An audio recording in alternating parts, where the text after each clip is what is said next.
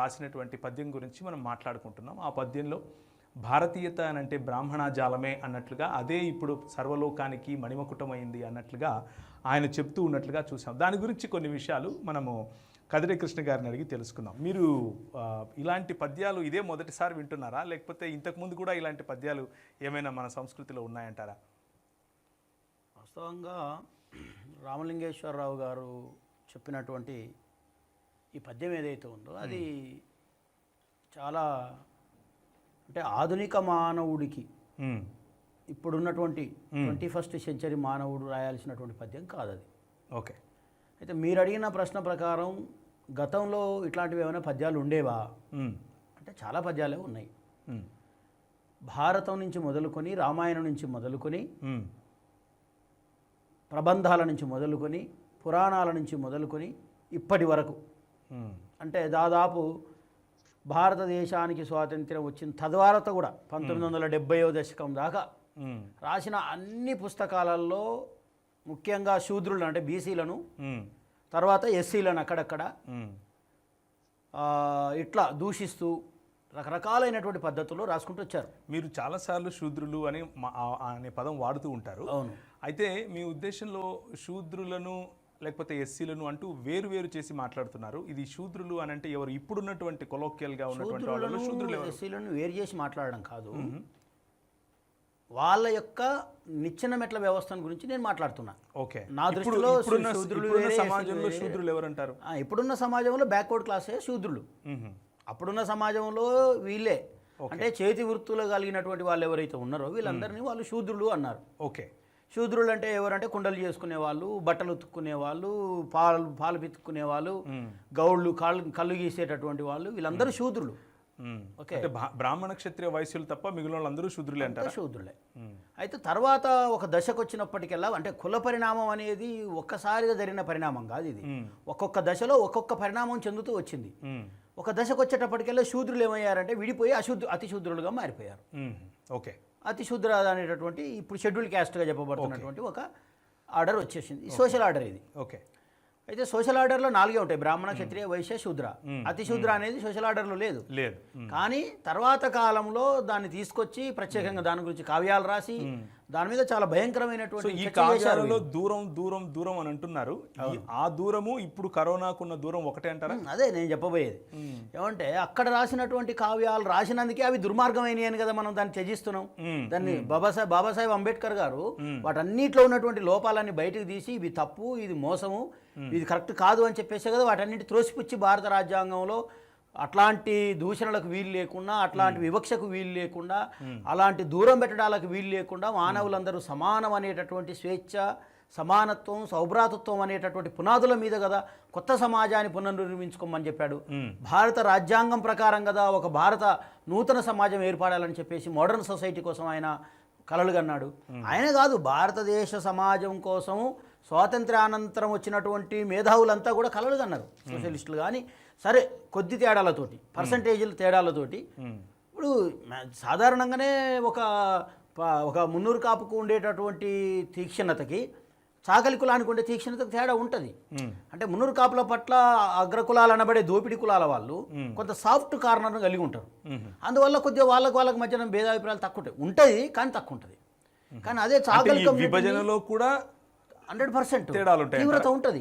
ఒక ఎస్సీ కులం వాడికి పైన ఉన్నటువంటి ఒక యాదవ కులం వాడికి మధ్యన తీవ్రత ఉంటుంది. కులాన్ని అసహించుకునే దగ్గర ఈ తీక్షతలో తేడా ఉంటుంది. అంటే ఒక ఎస్సీ కులం వాడు అనుభవించినంత కుల తీవ్రతను ఒక యాదవుడో, ఒక మున్నూరు కాపో, లేకపోతే ఒక కంసలో, ఒక పద్మశాలో అనుభవించలేదు.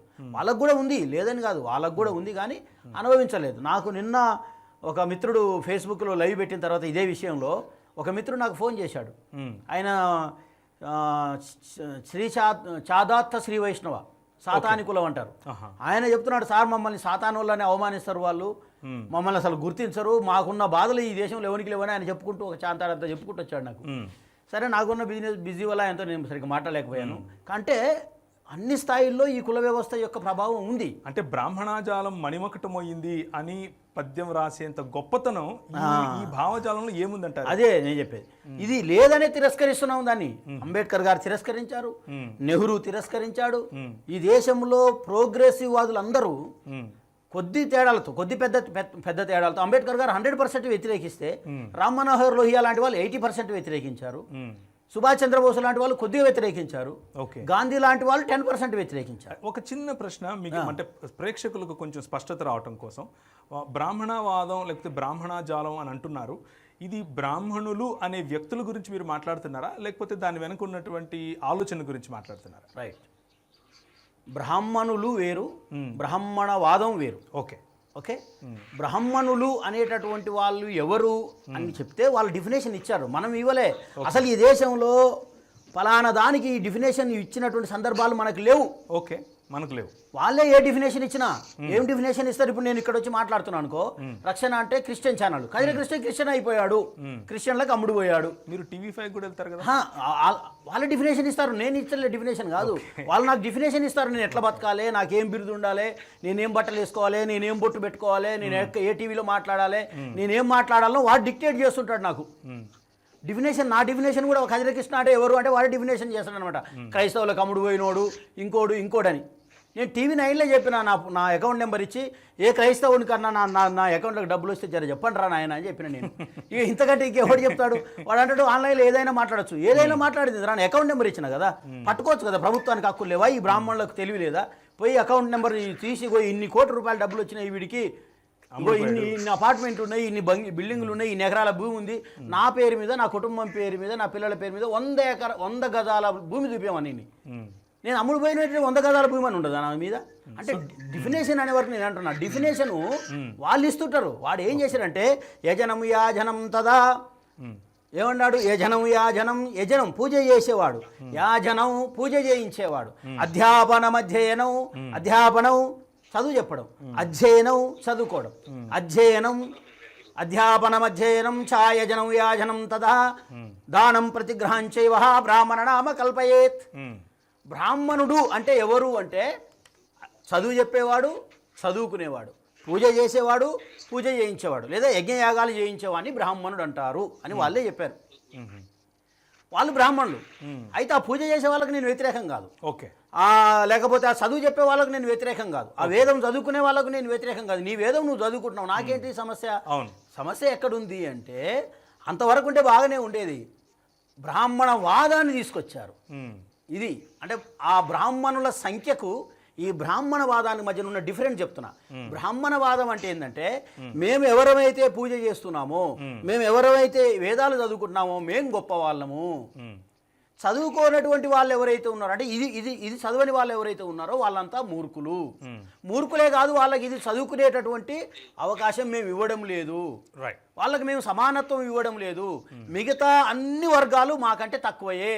వర్ణాణం బ్రాహ్మణో గురు, వర్ణాణం సిగ్గు శరము లజ్జాహీనం ఏదున్నా బ్యాక్వర్డ్ క్లాస్ షెడ్యూల్ కాస్ట్ వాళ్ళకి నేను చెప్తున్నా ఈ సందర్భంగా.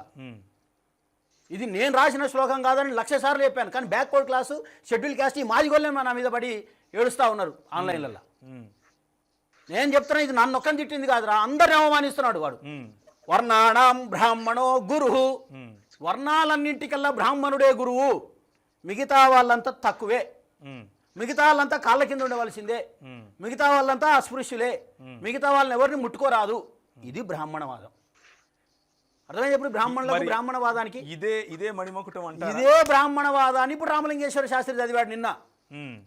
ఒరే, మనం బ్రాహ్మణులం గొప్ప వాళ్ళం రా, మిగతా వాళ్ళు అందరికంటే గొప్ప వాళ్ళం, ఇన్క్లూడింగ్ రెడ్డి, కమ్మ, వెల్మ మొత్తం మనకంటే తక్కువనే. మీరు నిష్ఠాగరిష్ఠులై వాళ్ళు ఎవరిని ముట్టుకోకుండా ఉండాలి. బ్రాహ్మణులారా మీరు కన్ను తెరవండి. కళ్ళు తెరవండి అంటే ఏంది? ఇప్పుడు ఎవరైనా మీరు ఎస్సీలతో కలిసి ఉంటే వాళ్ళు ఇక నుంచి ఉండొద్దు. బ్యాక్వర్డ్ క్లాస్ ఒకవేళ కలిసి ఉంటే కలిసి ఉండొద్దు. వెల్లమారెడ్డి వాళ్ళ ఇళ్ళకి పోతే కూడా మీరు అక్కడ ఈ కుల ధర్మాన్ని పాటించండి, ఈ అంటరానితనాన్ని పాటించండి. అంటే ఆయన రాసిన శ్లోకం పద్యంలో మీకు అలా అర్థమవుతుంది? అదే ఉంది. అదే అర్థం కాదు, అదే రాశాడు ఆయన. బ్రాహ్మణులార కళ్ళు తెరవండి నిష్ఠాగరిష్ఠులై చదువు. ఏంది అర్థం? కోటేశ్వర శర్మ గారిని అడిగి చూద్దాం, ఆయనకి ఎలా అంటే బ్రాహ్మణులారా అంటే ఇక్కడ క్లారిటీ ఏంటంటే, నేను బ్రాహ్మణులకు వ్యతిరేకం కాదు. నువ్వు ఏదో చదువుకో, నాకు తప్పు లేదు, నువ్వు పూజలు చేసుకో, నాకు ఇబ్బంది లేదు, కానీ నీకంటే నేను తక్కువ అంటావు చూడు, అది పేచి. ఇప్పుడు రామలింగేశ్వర శాస్త్రి నువ్వు ఇంట్లో చదువుకుంటే నాకేం పని లేదే. నువ్వు బైబిల్ ఇంట్లో చదువుకో, చర్చలో చదువుకో, నాకేం ఇబ్బందిలే. రైట్ కానీ బైబిల్ పట్టుకొని నువ్వు నాకంటే తక్కువ అన్నావు అనుకో, అప్పుడు పేచి వస్తుంది. కరెక్ట్, పేచి వస్తుంది. మహేష్ గారు మనతో పాటు మహేష్ గారు ఉన్నారు. మహేష్ గారు, మీరు టీవీ 10లో కొన్ని కార్యక్రమాలు చేస్తూ ఉన్నారు. అలాగే ఫిల్మ్ ఇండస్ట్రీలో కూడా మీరు కొన్ని కార్యక్రమం అంటే కొన్ని ఫిల్మ్స్లో నటించారు. అలాగే కొంచెం పెద్దవాళ్ళమని చెప్పుకునే వారితో కూడా మీరు మీ భావజాలానికి సరిపోయేటట్లుగా మీరు మాట్లాడుతూ వచ్చారు. ఏదైతే బ్రాహ్మణాజాలం నీతిమాలినదని ఎవరైతే అంటున్నారో, ఇప్పుడు సర్వమానవాళికి మణిమకుటమైంది అని రాసిన పద్యంలో మీరు ఇటువంటి బ్రాహ్మణాజాలాన్ని మీరు పనిచేస్తున్న ఫీల్డ్లో, అంటే మేమందరం సామాన్యంగా పనిచేస్తూ ఉన్నామని అనుకుంటే, ఒకవేళ మీరు పబ్లిక్లో యాక్టింగ్ మరియు టెలివిజన్లలో కనిపిస్తూ ఉన్నప్పటికీ మీరు ఇలాంటివి ఫేస్ చేస్తుంటారా? అంటే కులం అనేది ఎక్కడికి వెళ్ళినా ఉందండి. అది టెలివిజన్ సినిమా ఇండస్ట్రీ అనేది పెద్ద తేడా ఏమీ లేదు.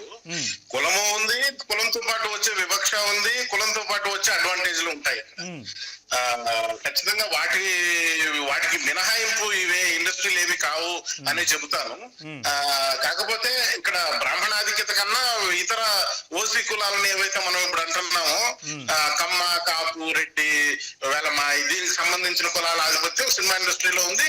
ఈ టెలివిజన్ ఛానల్ ఎవరెవరు ఏ కులపోవో మనందరికీ తెలుసు, కాబట్టి దాని గురించి పెద్దగా చర్చ అక్కర్లేదు. కానీ జొన్నవిత్తుల గారి గురించి ఒకటే చెప్తాను. ఒకటి, ఆయన అజ్ఞానంతో అన్నా మాట్లాడుండాలి, లేదా అహంకారంతో అయినా మాట్లాడుండాలి, రెండే. ఓకే. కాకపోతే అజ్ఞానంతో మాట్లాడినా అహంకారంతో మాట్లాడినా ఏది మాట్లాడినా ఆయన చట్టవిరుద్ధంగా మాట్లాడారు అనేది మనం గమనించాల్సిన విషయం. ఎందుకంటే చట్ట ప్రకారం అంటరానితనాన్ని ప్రోత్సహించడం గాని, పాటించడం గాని, దాన్ని నెత్తినెత్తుకు తిరగడం గాని, ఈ మూడు కూడా చట్ట ప్రకారం నేరాలే. ఓకే. మహేష్ గారు, మీరు ఒకవేళ సైడ్లో యూట్యూబ్ చూస్తూ ఉంటే మీరు కానీ కోటేశ్వర శర్మ గారు కానీ ఆ యూట్యూబ్ను కొంచెం మ్యూట్ చేయండి, లేకపోతే టెలివిజన్ని మ్యూట్ చేయండి. మీరు మాట్లాడేది కొంచెం స్పష్టంగా వినపడే అవకాశం ఉంటుంది.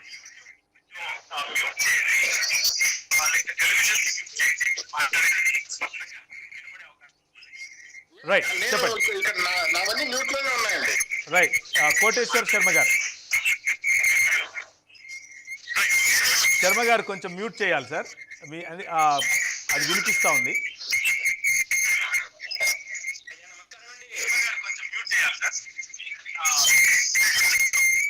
యూట్యూబ్, మీరు చూసే యూట్యూబ్ మ్యూట్ చేయండి.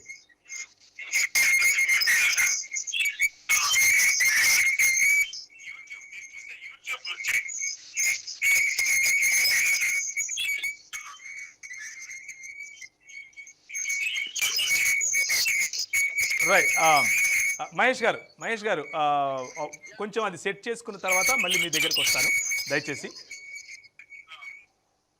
రైట్, ఇప్పుడు సెట్ అయినట్లుంది. మహేష్ గారు మాట్లాడండి. జొన్నవిత్తుల గారు అజ్ఞానంతో మాట్లాడుండాలి, లేదా అహంకారంతో మాట్లాడుండాలి. అది మన చర్చ తర్వాత మనం నిర్ణయించుకోవచ్చు. కాకపోతే అజ్ఞానమైన అహంకారమైన ప్రస్తుతానికి ఆయన నేరం చేసిన నేరస్తుడిగా నేను గుర్తిస్తాను. ఎందుకంటే అంటరానితనం అనే ఒక అబాలిష్డ్ ప్రాక్టీస్ ని, చట్ట ప్రకారం రాజ్యాంగ ప్రకారం అబాలిష్ అయినటువంటి ఒక ప్రాక్టీస్ ని ఆయన ప్రోత్సహించడంతో పాటు దాన్ని గొప్ప విలువగా దాన్ని కీర్తిస్తూ అందరినీ దాన్ని ప్రాక్టీస్ చేయమని చెప్తున్నాడు. కాబట్టి నాకు జొన్నవిత్తులు గారు మొదటగా నేరస్తుడు. అది అజ్ఞానం వల్ల అయినా నేరస్తుడు అయిండొచ్చు, అహంకారం వల్ల అయినా అయిండొచ్చు.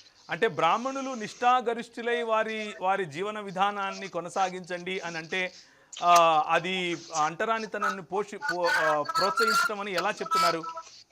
ఇక్కడ మనం కాంటెక్స్ట్ ఖచ్చితంగా గమనించాలండి. ఆయన చెబుతోంది ఏంటి, అంటు, ముట్టు, మడి, తడి, వీటి గురించి ఆయన మాట్లాడుతున్నాడు. ఓకే. ఒకప్పుడు అంటరానితనాన్ని పాటిస్తూ వచ్చాము కాబట్టే మనం అందరం శుద్ధంగా ఉన్నాము, ఇలాంటి రోగాలు ఏమి రాలేదు, ఇప్పుడు అంతా కలగాబలగం అయిపోయాం కాబట్టి ఈ రోగాలు వచ్చే టైప్ లో చెప్పాడు ఆయన. ఒకటి, అది ఆయనకు వ్యాధి పట్ల అవగాహన కానివ్వండి, పబ్లిక్ హెల్త్ పట్ల ఉన్నటువంటి అత్యంత హీనమైనటువంటి అభిప్రాయం అన్న ఉండొచ్చు. అంటే ఆయనకు is ill informed, misinformed person. రెండు, దాన్ని ఆయన సంస్కృతికి ముడిపడుతున్నాడు. అంటే మేము కొన్ని వేల సంవత్సరాలుగా పాటించినవి ఇప్పుడు కరెక్ట్ అయ్యాయి చూడండి అంటున్నాడు. సోషల్ డిస్టెన్సింగ్ అనేది ఒకటి, సోషల్ డిస్టెన్సింగ్ అనే పదమే రాంగ్, ఫిజికల్ డిస్టెన్సింగ్ అది 1 మీటర్ దూరం ఉండడం అనేది. సోషల్ డిస్టెన్సింగ్ అంటే సామాజిక దూరం. సామాజిక దూరం అంటే ఏం ఉండదండి. సామాజిక దూరం అనేది కేవలం మన మెదడులలో ఉంటది. కానీ రోగానికి సంబంధించి ఇక్కడ ఫిజికల్ డిస్టెన్స్ గురించి మనం మాట్లాడుతున్నాం. అంటే ఆ రోగ క్రిములు ఏవైతే ఉన్నాయో, ఆ వైరస్ ఏదైతే ఉందో వాటిని ఒకరి మీద నుంచి ఇంకొకరి పాస్ ఆన్ అవ్వకుండా మనం ఎంత దూరంలో సేఫ్ గా ఉండగలము అనేది ఫిజికల్ డిస్టెన్స్. కాబట్టి ఈ కాంటెక్స్ట్ లో ఆయన దాన్ని తీసుకెళ్లి సామాజికంగా మనం దూరం పాటిస్తూ వచ్చాం ఇంతవరకు, దాన్ని తప్పన్నారు, ఇప్పుడు అది కరెక్ట్ అని అందరూ నిరూపించుకుంటున్నారు, అందుకే దూరంగా బతుకుతున్నారు అంటే అది ఖచ్చితంగా అంటరానితనాన్ని ఆయన సమర్థించినట్టు, భవిష్యత్తులో కొనసాగించడమే మంచిది అని ఆయన మనకు చెప్పినట్టు. ఓకే ఓకే కోటేశ్వర శర్మ గారు, జొన్నవిత్తుల గారి ఆ పద్యం మీరు వినే ఉంటారు. ఆయన పాడినటువంటి పద్యం, ఆయన 2 స్టాంజాస్ పాడినంత వరకు నాకు కూడా అంటే మన దేశాన్ని పొగుడుతున్నారు అని అనిపించింది. ఆ తర్వాత 3వ లేకపోతే 4వ స్టాంజాలో లేకపోతే 4వ లైన్లో ఆయన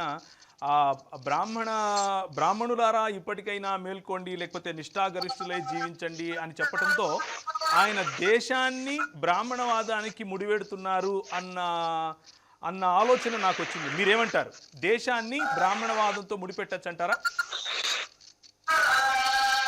ప్రధానంగా రక్షణ టీవీ యొక్క ఛానల్ వారికి, యజమాన్యం వారికి, కత్తి మహేష్ గారికి, అన్న రవీణ గారికి గుడ్ ఈవినింగ్ అన్న. Good evening. Good evening sir. Good evening sir, how are you? Sir good. బాగున్నారు సార్ అందరూ. Good evening. చెప్పండి సార్, చెప్పండి. రైట్.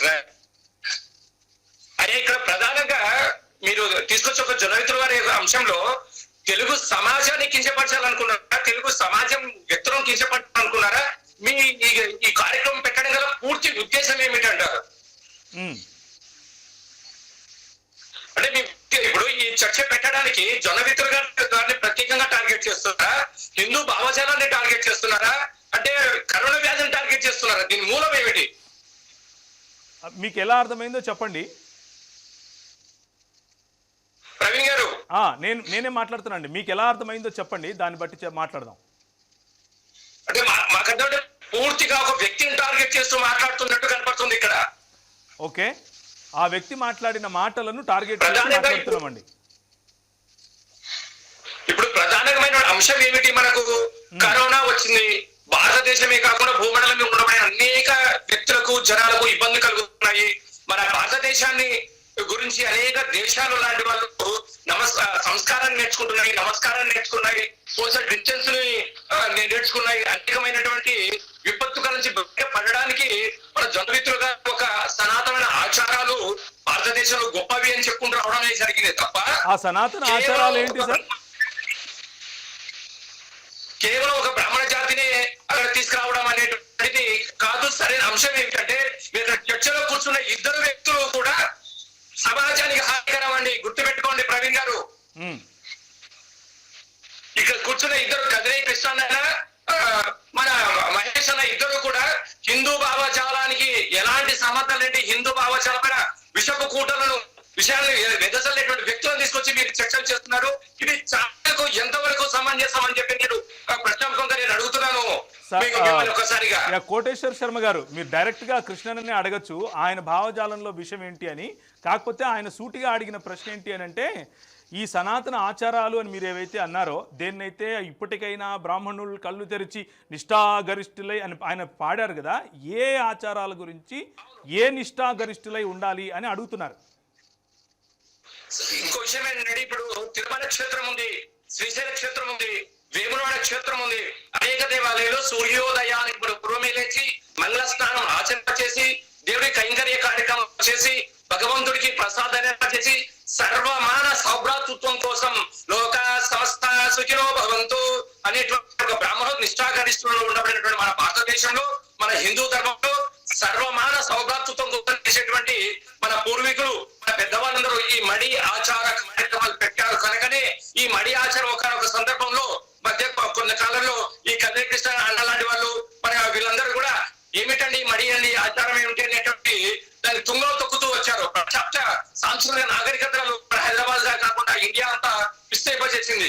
కానీ అదే మళ్ళీ తిరిగి మన భారతదేశంలో ఏదైతే సనాతన సాంప్రదాయం ఉందో ఆ సాంప్రదాయాన్ని మళ్ళీ గుర్తు చేస్తున్న రోజులు వచ్చాయి అని చెప్పి మన జొన్నవిత్తుల గారు చెప్పడం జరిగింది. కనుక జొన్నవిత్తుల గారు చెప్పిన విషయంలో ఏ ఒక్కటి అక్షరతప్పు లేదు అనేది మన భారతదేశ సనాతన సాంప్రదాయం అని చెప్పి మన నరేంద్ర మోడీ గారి లాంటి అత్యున్నతమైనటువంటి వ్యక్తులు ఈ రోజు వారి భాష భాషను కొనియాడుతున్నారు. మనం ఇంకా అలాంటి వాళ్ళని ఎంకరేజ్ చేసి శర్మ గారు చిన్న ప్రశ్న అండి. హిందూ ధర్మాల పైన విషయాలు విదమ్మేటువంటి కదిరే కృష్ణ లాంటి వాళ్ళను, ఈ మహేష్ లాంటి వాళ్ళను ఇలాంటి చర్చకు కాదని చెప్పి నేను సభాముఖంగా గట్టిగా వాదించగలనండి. రైట్ కృష్ణ గారు మీరేమంటారు? ఆయన మొత్తం మాట్లాడి హిందూ ధర్మం పైన వారికి ఎలాంటి మంచి అభిప్రాయం ఉంది చెప్పండి మీరు కూడా ఒకసారి. సరే ఆయనే చెప్తారండి, నేను చెప్పటం ఎందుకు. కృష్ణ గారు, మీరు సమాజంలో విషం చిమ్ముతున్నారు. మీరు నిజానికి ఆయన రాసిన పద్యంలో ఇబ్బందులు ఏమీ లేవు, కానీ మీ భావజాలంలోనే భారతదేశాన్ని విడగొట్టే విషం ఉంది అనేది ఆయన ప్రధానంగా చేస్తున్న, లేకపోతే మహేష్ గారు మీరు ఇరువురి యొక్క భావజాలము భారతదేశంలో విషం చిమ్ముతోంది అన్నటువంటి ప్రధానమైన అభియోగం ఏమంటారు? సరే, నేను హిందూ మతానికి వ్యతిరేకంగా విషం చిమ్ముతున్నాను అంతే కదా ఆయన చెప్పేది? ఆయన చెప్పేది అదే. హిందూ మతానికి వ్యతిరేకంగా విషం చిమ్ముతుండడము అనేటటువంటి మాట ఇక్కడ మనం చాలా చర్చనీయాంశం. ఇది నేను ఆయనతో ఈ కరోనా పోయిన తర్వాత తేల్చుకుంటాను, పోలీస్ స్టేషన్లను కోర్టులను తేల్చుకుంటాను. ఓకే, నేను హిందూ మతానికి వ్యతిరేకంగా ఎక్కడైనా విషం గమ్మినట్టు కానీ విషం చిమ్మినట్టు కానీ లేని పోయి ఎక్కడైనా ఒక బ్రాహ్మణ్ణి కానీ ఒక బ్రాహ్మణ ఏమంటారు సంప్రదాయాన్ని కానీ ఆచారాన్ని కానీ నేను ఎక్కడైనా ప్రజల్లోకి వెళ్ళి విషబీజాలు నాటేట్టుగా కానీ సాక్ష్యాధారాలతో సహా వాళ్ళు నిరూపించాలి. నిరూపించకపోతే నేను దాన్ని కోర్టులో కానీ పోలీస్ స్టేషన్లో కానీ తేల్చుకుంటాను. నేను తేల్చుకుంటాం. అది నెంబర్ 1. నెంబర్ 2 మీ దగ్గరకు వస్తాను సార్, మీరే చెప్పండి. నెంబర్ 2 ఇక్కడ గాలి పిలుస్తూ ఇక్కడ తిండి తింటూ ఇక్కడ నీరు తాగొచ్చు. ఇక్కడ గాలి అంటే కోటేశ్వర శర్మ గారు, ఇక్కడ గాలి మొత్తం ఆయన మాట్లాడండి. మీరు మొత్తం మాట్లాడాక నేను మాట్లాడతా. కోటేశ్వర శర్మ గారు మీరేం మాట్లాడదలుచుకున్నారో మాట్లాడండి నా మీద. నేను మాట్లాడతాను. హిందూ గడ్డ పైన ఉన్నాడు, రాముడు నడయాడినటువంటి స్థలం పైన ఉన్నారు, సప్త నదులు ప్రవహించండి, ఈ నీటి తాగుతున్నారు. ఈ స్వచ్ఛమైనటువంటి హిందూ ధర్మాన్ని మీరు ఇక్కడ ఉంటూ ఈ తిండి తింటూ ఈ బట్టలు కట్టుకుంటూ మళ్ళీ హిందువుల పైన మీరు ఇంత విషజ్వాలాన్ని వేరే విదేశ సంస్కృతి తీసుకొచ్చి చేయాలనుకుంటున్నారు. ఏమిటన్నా మీకు ఇంతవరకు ఈ భారతదేశం మీకు ఏం ద్రోహం చేసింది చెప్పండి? ఏ ద్రోహం చేసింది? మేము ఈ రోజు అంతా డాక్టర్ బిఆర్ అంబేద్కర్ గారు రచించినటువంటి ప్రతి విషయాన్ని మేము పాటిస్తున్నాం. కేవలం మీరు అదొక్కటి అడ్డు పెట్టుకొని మా పైన మీ విశ్వ సంస్కృతిని మీ యొక్క అహంకారపూరితమైనటువంటి భావద్వేషాలను మా పైన మీరు రుద్దుతున్నారు. ఇది ఎంతవరకు సమంజసం? మీరు ఒకటి ఆలోచించండి.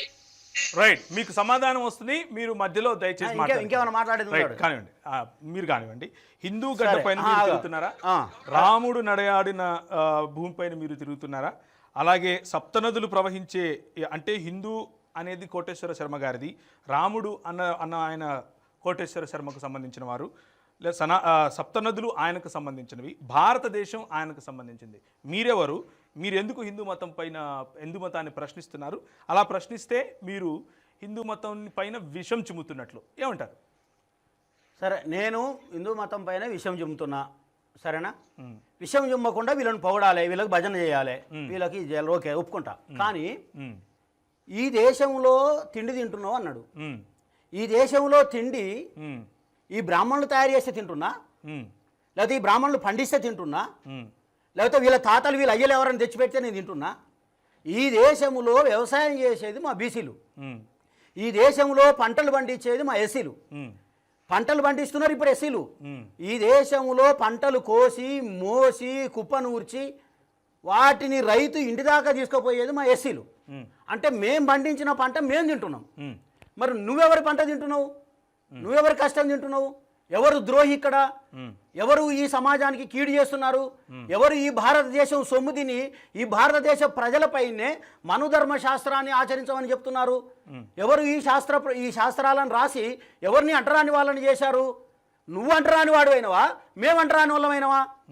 ఇప్పుడు రా మా ఊరికి పోదాం. ఇప్పుడు నువ్వు అంటరాని వాడు అయినవా? నేను అంటరాని అయినా? నా తండ్రి హింసకు గురైనా నీ వల్ల, లేకపోతే నీ తండ్రి హింసకు గురైండా, నీ తాత హింసకు గురైండా, లేకపోతే నా తాత హింసకు గురైండా, నేను చదువుకునేటప్పుడు అవమానించబడ్డానా, నువ్వు చదువుకునేటప్పుడు అవమానించబడ్డావా, ఇప్పటికీ కూడా నా జాతి అవమానించబడుతుందా లేకపోతే నీ జాతి అవమానించబడుతుందా? దీని మీద సిద్ధంగా ఉంటే నేను ద్రోహం చేస్తున్నా ఈ దేశానికి, మీరు ద్రోహం చేసిర్రా. ఈ దేశంలో ఉన్న ఎస్సీ ఎస్టీ బీసీ కులాలన్నింటినీ సర్వనాశనం చేసింది మీరా నేనా? ఒకవేళ నేనే కనుక ఈ దేశంలో హిందూ మతానికి వ్యతిరేకంగా కనుక పనిచేసినట్లయితే నేను హిందువునుగానని నువ్వు చెప్పగలుగుతావా? హిందువునుగానని నువ్వు సర్టిఫై చేయగలుగుతావా? నేను హిందువునని ఈ దేశంలో ప్రకటించుకోగలుగుతా. ఈ భారత రాజ్యాంగం నన్ను హిందూ అని చెప్పింది, ఈ భారత రాజ్యాంగం నన్ను హిందువుగా గుర్తించింది. ఎస్, ఇట్లాంటి దుష్ట బుద్ధి ఉన్నటువంటి దుర్మార్గుల వల్లనే ఈ సమాజంలో ఇట్లాంటి దౌర్బల్యమైన పరిస్థితులు మేము అనుభవిస్తున్నాం. ఇప్పటికి కూడా ఈ కులంతో రోజు బాధపడుతున్నాం మేము, క్షణక్షణం మానసిక వేదనను అనుభవిస్తున్నాం మేము ఇట్లాంటి వాళ్ళ వల్లనే. ఎందుకో చెప్పనా, నేను ఈ సమాజంలో మీరు రాసినటువంటి మీరు పాడుతున్నటువంటి శ్లోకాలలో అన్యాయం ఉంది, ఇందులో అంటరానితనం ఉంది, ఇందులో వివక్ష ఉంది, వీటిని నిర్మూలించుకుందాం, వీటిని తీసి పారేద్దాం. మనం అందరం అన్నదమ్ముల్లాగా బ్రాహ్మణ లేదు, శూద్ర లేదు, మాదిగ లేదు, మాల లేదు, అందరం కలిసి బతుకుదామని చెప్తున్నాను. నేనెట్లా ఈ దేశం ద్రోహినైతా? నేనెట్లా హిందూ మతం మీద అంటే ఎందుకు రాసిర్రు అన్నందుకు నేను హిందూ ద్రోహినైతనా? ఇప్పుడు ఆయన ఏమన్నాడు, మనుధర్మశాస్త్రాన్ని ఆచరించాలి అన్నాడు. ఎవరు? తగలబెట్టదామనుకున్న మనుధర్మశాస్త్రమే ఇవాళ పెద్ద ఆధారమైంది అని చెప్పాడు ఆయన స్వయంగా. ఇదే మాట కత్తి మహేష్ అంటే నగర బహిష్కరణ చేశారు కదా, ఇలాంటి మాటనే బహిష్కరించారు కదా. మరి ఇప్పుడు రామలింగేశ్వర శర్మ గొప్ప పని చేశాడు అంటే ఏంటి మీరు? రామలింగేశ్వరరావు గొప్ప పని చేశాడు, ఈ ధర్మాన్ని ఆయన పునరుద్ధరిస్తున్నాడని చెప్తున్నారేంటి మీరు? మరి ఆనాడు కత్తి మహేష్ పునరుద్ధరించడానికి ఎందుకని లేదు? ఈ ప్రభుత్వం కూడా వివక్ష పాటిస్తుంది, ఈ నాయకులు వివక్ష పాటిస్తున్నారు. ఈ సమాజాన్ని చూస్తే అసహ్యం పుడుతుంది. అసలు ఎందుకు పుట్టినవి ఈ దేశంలో, ఎందుకు బతుకుతున్నాం ఈ దేశంలో అని కడుపు రగిలిపోతుంది. అంటే ఒక ఉదాహరణకు చెప్తాను నేను. తస్మాదేవ, ఈ మంత్రం మీరు రాయలేదంటే నేను ఉరి శిక్ష చేసుకుంటా, మీరు రాయలేదంటే నేను ఉరి శిక్ష చేసుకుంటా. ఇది మీరు రాసిరని నేను నిరూపిస్తా. రైట్, మీరు ఎంతమంది వస్తారో రండి, ఏ టీవీకి వస్తారో రండి, ఏ బజార్లోకి వస్తారో రండి, ఏ వేదిక మీదకి వస్తారో రండి, నేను ఒక్కనే వస్తా. నేను ఆ పుస్తకాన్ని పట్టుకొని వస్తా, నేను ఆ శ్లోకాన్ని పట్టుకొని వస్తా. అది మీరు రాసిరని నేను నిరూపిస్తా, అందులో అవమానం ఉందని నేను నిరూపిస్తా. లేదు అని మీ నోటితో మీరు అంటే నేను మీరేనాలా, ఇందులో లేదు అని మీరు అనగలిగితే నేను దానికి సిద్ధంగా ఉన్నా. మీరు ఏ శిక్ష చేసినా సిద్ధంగా ఉన్నా. ఎస్, ఏం రాశారో నేను చదువుతాను వినండి. ఇది నేను రాసినటువంటి శ్లోకం కాదు. అనేక మంది మేధావులు, సురవరం ప్రతాపరెడ్డి వంటి వాళ్ళు ఈ శ్లోకాలను తిరిగి పునరుద్ధరించడం జరిగింది. ఇవాళ రామలింగేశ్వరరావు తప్పు చేసినా నేను ఒక్కనట్లేను, ఈ సమాజం మొత్తం కోడే ఎక్కువ వస్తుంది. మేధావులు అదే మాట్లాడుతున్నారు, సాహితీవేత్తలు మాట్లాడుతున్నారు, స్త్రీలు మాట్లాడుతున్నారు, వామపక్షవాదులు మాట్లాడుతున్నారు, మానవతావాదులు మాట్లాడుతున్నారు. లైవ్లు పెట్టి వాళ్ళు ఏ విధంగా ఇది తప్పో చెప్తా ఉన్నారు. అదే నేను చెప్తున్నాను. అయితే నిన్ను ప్రశ్నిస్తే ద్రోహి అన్నట, నిన్ను ప్రశ్నిస్తే హిందూ మతం మీద విషయం చెప్పినట్ట. ఎవరిది హిందూ మతం? అసలు హిందూ మతం అంటే ఏంది? హిందూ మతం ఎప్పటి నుంచి వచ్చింది? హిందూ మతానికి ఎవరు డిఫినేషన్ ఇచ్చారు? హిందూ మత స్థాపకుడు ఎవరు? హిందూ మతం ఎప్పుడు ప్రారంభమైంది? దీని డిఫినేషన్స్ ఈ దేశంలో మోహన్ భాగవత్ అనేటటువంటి ఆర్ఎస్ఎస్ చీఫ్ చెప్పాడు మొన్న. ఆర్ఎస్ఎస్ అని ఆయనది, ఆయన చెప్పాడు ఈ దేశంలో పుట్టిన ప్రతి వాడు హిందువే అన్నాడు. నువ్వు ఎట్లా హిందువు కాదు అంటున్నావు?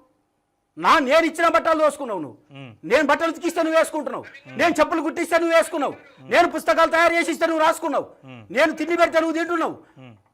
నువ్వు ఆ ద్రోహివి నేనా? నేను నువ్వు పండించిన తిండి తింటున్నా? ఇట్లాంటి విద్రోహులను తయారు చేసిరు, ఇట్లాంటి విషం జిమ్మే వాళ్ళని తయారు చేసిరు, ఇట్లాంటి ఎస్సీ ఎస్టీ బీసీలకు వ్యతిరేకులను తయారు చేసిండు. ఇప్పుడు ఆయన నన్ను ద్రోహి అన్నందుకు ఈ will be attracted to SC ST atrocity case. ఎట్లా అంటాను నన్ను ద్రోహి అని? ఎస్, నేను చెప్తున్నాను. తస్మాదేవ పరో మంత్రో నమంత్రో వేదవర్జిత నతు మంత్రాధికారో స్త్రీ శూద్రాణం నియమ పరహ. ఎవరు రాశారు ఈ శ్లోకాన్ని?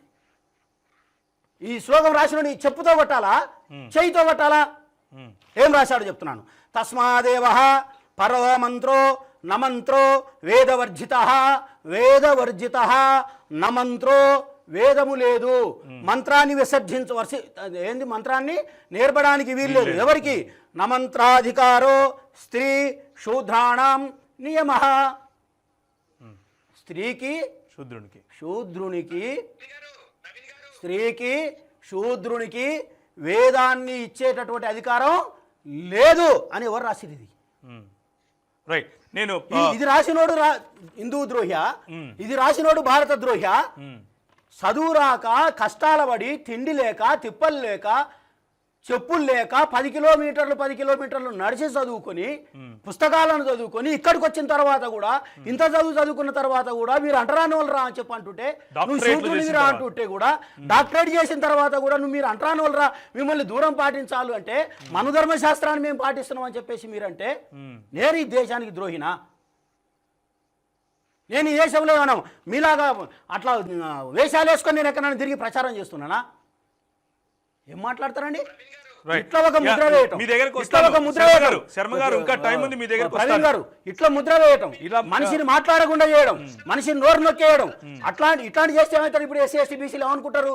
ఇది చూస్తున్నటువంటి మిగతా వాళ్ళు ఏమనుకుంటారంటే కదిరే కృష్ణ అనేటోడు హిందూ వ్యతిరేక, కదిరే కృష్ణ అనేటోడు వీళ్ళకి వ్యతిరేకంగా మాట్లాడడానికి వీడు ఎవడన్నా పోషించబడుతున్నాడా అంటే, నా వాళ్ళను నా మీదకే ఉసిగొలపడానికి నా సొమ్ము తిన్నుకుంటూ, నా తల్లిదండ్రుల నా అన్నదమ్ముల నా వాళ్ళ రక్తార్జితాన్ని చెమటను ఈ భూమిలో దారపోస్తే ఆ తిండి తినుకుంటూ నీవు నా మీదకే ఇయ్యాల ఉసిగొలిపేటటువంటి ప్రయత్నం చేసే వీళ్ళను ద్రోహులనాలనా?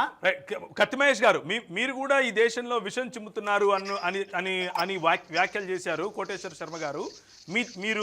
మీరు చెప్పిన తర్వాత తిరిగి కోటేశ్వర శర్మ గారి దగ్గరికి వెళ్తారు. నాది సింపుల్ లాజిక్ అండి. నేను హిందువుని, ఓకే, ఇదే హిందూ మతం చేత అణిచివేయబడ్డ దళిత హిందువుని.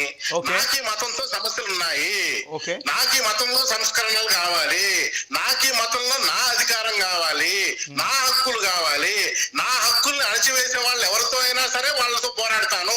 అది దేవుడైనా సరే దేవుడితో నేను పోరాడతాను. నా హక్కుల్ని కాపాడుకోవడానికి ఒక దళిత హిందువుడిగా నా మీద జరుగుతున్న దమనకాండని, నా మీద జరుగుతున్నటువంటి అణచివేతని, మతం పేరుతో దేవుడి పేరుతో నన్ను నీచంగా చూస్తున్నటువంటి భావజాలాన్ని, వీటన్నిటితో నేను పోరాడతాను. గాయత్రి మంత్రాన్ని చదువుతాను, కానీ దేవుడితో కూడా పోరాడతాను. అది ఎందుకంటే నాకు అన్యాయం జరుగుతోంది. నా లాంటి వాళ్ళు కొన్ని లక్షల మంది, కొన్ని కోట్ల మందికి జరుగుతున్న అన్యాయానికి నేను ప్రతినిధిని మాత్రమే, నేను ఒక వాయిస్ని మాత్రమే. మరి నేను సంస్కరణల కోసం పోరాడుతుంటే మేము పాత పద్ధతిలోనే ఉంటాము, మేము అంటరాంతనాన్ని పాటిస్తాము, అదే మా ధర్మము, నువ్వు మా ధర్మానికి అగెనిస్ట్ గా మాట్లాడితే నిన్ను హిందూ ద్రోహిగా ప్రకటిస్తాము అంటే నేనైతే ఒప్పుకోనండి. హక్కు నాకు హిందూయిజం మీద మీకన్నా ఎక్కువ ఉంది. ఈ విషయం మీరు గమనించాలి, ఈ విషయం మీరు గుర్తించాలి. ఎందుకంటే నేను అదే మతం చేత అణచివేయబడ్డ వాడిని, ఇప్పుడు నా హక్కు కోసం పోరాడుతున్న వాడిని. మీకు మరో దారి లేదు, నాకు దారి ఇవ్వాల్సిందే. అది తిరుమలలో అయినా, కాళహస్తిలో అయినా, శ్రీశైలంలో అయినా నా హక్కు నాకుంది, నా భాగం నాకుంది. నా శ్రమతో, నా జీవితంతో, నా జీవితాన్ని అణచివేస్తూ మీరు పైకి వచ్చారు. అలాంటప్పుడు నా హక్కుని కాదని నన్ను ద్రోహిగా ప్రకటిస్తే ఎలాగా? ద్రోహులు మీరంటారు నేనప్పుడు. ఆ విషయం వాళ్ళు గమనించాలి. ఇప్పుడు కూడా జొన్నమిత్రులు గారు అదే చెప్తున్నాడు. అదే పురాతన సనాతన ధర్మం కావాలట, మమ్మల్ని అందరినీ అణచివేయాలట, అంటరాంతనాన్ని మళ్ళీ ప్రివైల్ చేసి బ్రాహ్మణత్వాన్ని ముందుకు తీసుకెళ్లాలంట. ఇదే కదా నా ప్రాబ్లము. కాబట్టి నేను పోరాడుతూనే ఉంటాను. ఆ పోరాటంలో నా మీద వీళ్ళు ఎన్ని లేబుల్ అడిగించినా నేను దేవుడితో అయినా పోరాడతాను, కానీ నా పట్టు మాత్రం వదలను. అది గుర్తుపెట్టుకోవాలి వీళ్ళు. ఇది హిందూ గడ్డ, హిందువుల భోజనం తింటున్నారు. రాముడు నడాడిన గడ్డ ఇది. సప్త నదులు ప్రవహించినటువంటి ప్రదేశం ఇది. ఈ భారతదేశం హిందూ దేశం. ఇందులో మీరు ఇలా మాట్లాడతారు, హిందువులపైన విషం చిమ్ముతున్నారు అంటున్నారు. ఇది హిందువుల గడ్డ అంటారా? కాదండి, భారతదేశంలో పుట్టిన ప్రతి ఒక్కరు హిందువే కదా. కొత్తగా ఏముంది లాజిక్? ఇప్పుడు ఎవరు చెప్పినా కూడా ఈ భరతఖండంలో పుట్టిన ప్రతి ఒక్కడు హిందువే. హిందూ అనేది ఒక మతం కాదు అని చెప్తున్నాం, ఒక జీవన విధానం అని చెప్తున్నాం. దాంట్లో దళితుడు ఉన్నాడు, బ్రాహ్మణుడు ఉన్నాడు, బీసీ ఉన్నాడు, ఇంకొకరు కూడా ఉన్నారు. మరి నా హిందుత్వం కాకుండా వాళ్ళది మాత్రం హిందుత్వం ఎలా అవుతుందండి? ఇప్పుడు హిందూ మతంలో చార్వాకులు అని ఒకరు ఉన్నారండి, వాళ్ళు దేవుణ్ణి నమ్మరు, వాళ్ళు కూడా హిందువులే. కాదని ఎట్లా చెప్తారు వీళ్ళు? నేను దేవుణ్ణి ప్రశ్నిస్తా, అది కూడా నా హక్కే హిందువుగా. ఎందుకంటే హిందూ మతం ఒక జీవన విధానం అయినప్పుడు, అన్ని జీవన విధానాలు హిందూ మతమే అయినప్పుడు నా విధానం కూడా హిందుత్వమే. మీకు భరించక తప్పదు, సమాధానం చెప్పక తప్పదు, మమ్మల్ని మీరు మొయ్యక తప్పదు. రైట్. ఒక ప్రశ్న ప్రవీణ్ గారు చిన్న ప్రశ్న అడుగుతున్నారు, మీ దగ్గరికి వస్తున్నాను. స్వామి వివేకానందుడు కూడా హిందూ మతాన్ని గురించి ప్రశ్నించాడు. స్వామి వివేకానందుని హిందూ ద్రోహిగా ప్రకటించాలి, స్వామి దయానంద సరస్వతి కూడా హిందూ మతంలో ఉన్నటువంటి అనేక రకమైన లోపాలను ఎత్తి చూపి వాటిని సరిదిద్దాలన్నాడు. స్వామి దయానంద సరస్వతిని కూడా హిందూ ద్రోహిగా ప్రకటించాలి. అట్లాగే ఈ దేశంలో పుట్టినటువంటి రాజా రామ్మోహన్ రాయ్ హిందూ మతంలో ఉన్నటువంటి అనేక మతాలను సంస్కరించమని రాసిన పుస్తకాలు నా కాడున్నాయి. అవి కాదని మీరంటే తగలబెట్టిస్తాను నేను. అవి ఆయన రాసిండు. ఆ రాసినటువంటి రాజా రామ్మోహన్ రాయ్ని దేశద్రోహి అనాలి, రాజద్రోహి అనాలి, భారత ద్రోహి అనాలి, హిందూ ద్రోహి అని మీరు సర్టిఫై చేయవలసినటువంటి అవసరం ఉంది. ఇంకొక ప్రశ్న ఏంటంటే, మళ్ళీ ఈ మధ్య కూడా ఒక ఆయన అంటుండు, కదిరకృష్ణ తండ్రి గొల్లాట, తల్లి మాలాట, మాది నా తల్లి మాల అయితే నీకెందుకు, నా తండ్రి గొల్ల అయితే నీకెందుకు, నన్ను పక్కన పెట్టండి రా, కదిరకృష్ణని ఏకదం తీసి పక్కన పెట్టండి. ఈ దేశంలో అంటరానితనం ఉందా లేదా, దానికి వ్యతిరేకంగా పోరాడవలసిన విడిచిపెట్టి అసలైన అట్లాంటి అంటరానితనానికి వ్యతిరేకంగా పోరాడే బాధ్యత ఈ దేశంలో పుట్టిన భారతీయుడిగా నాకు లేదా ఈ దేశంలో స్త్రీలను అణచివేస్తుంటే ఆ స్త్రీలు, నేను స్త్రీని కాను కానీ ఆ స్త్రీలకు అండుదండగా నిలబడి వాళ్ళకు సపోర్ట్ చేయవలసిన బాధ్యత నాకు లేదా? అందరికీ ఉంది. నేను ఎస్సీని కాకపోవచ్చు, నేను బీసీని కూడా కాకపోవచ్చు, నేను ధోరణి అనుకో కొద్దిసేపు, నాకు 1000 ఎకరాల భూమి ఉంది, నా క్రిస్టియన్స్ అంతా డబ్బు పంపిస్తున్నారు. అయితే ఈ దేశంలో జరిగే అన్యాయాల గురించి మాట్లాడకూడదా? ఈ దేశంలో జరిగేటటువంటి దురాక్రమణల గురించి మాట్లాడకూడదా? ఈ దేశంలో ఇట్లాంటి అంటరానితనాన్ని గురించి మాట్లాడుతున్నప్పుడు మాట్లాడకూడదా? నేను శర్మ గారు చెప్పండి. అయ్యా, ఈ ప్రధానంగా ఈ చర్చ చూసినట్లయితే కేవలం హిందువుల పైన దాడి జరుగుతున్నటువంటి విషయాలు అంటే మీ హక్కుల కోసం మీరు పోరాడుతున్నారే తప్ప భారతదేశంలో కూర్చోండి ఈ కరోనా అనే మహమ్మారి తరిమి కొట్టడానికి తన ఒక ఆలోచన చూసాయిచ్చి మనం కాపాడుకోవడానికి ప్రయత్నం ఎక్కడ ఎవరూ చేయట్లేదు. ఎందుకు ఈ పరిస్థితి? ఇప్పుడు మీరు ఆలోచన కనిపిస్తూ ఉన్నాడు. ఒక్క వ్యక్తి కన్నా ఐసోలేషన్ వ్యక్తి, బాబు నీకు ఈ వ్యాధి ఎందుకు వచ్చింది, వ్యాధి నివారణ కూడా ఎందుకు చేయగలవు అని చెప్పి ఒక్కసారైనా తను ప్రశ్నించగలడా? ఎందుకు కేవలం మనతో ఒక పేపర్ రాసుకొచ్చుకొని తనకి ఇష్టం శ్లోకాలు చెప్పేసుకొని నేను హిందువులు కాదు ఈ రోజు కరోనా కాదు ప్రశ్న. మీరు సబ్జెక్ట్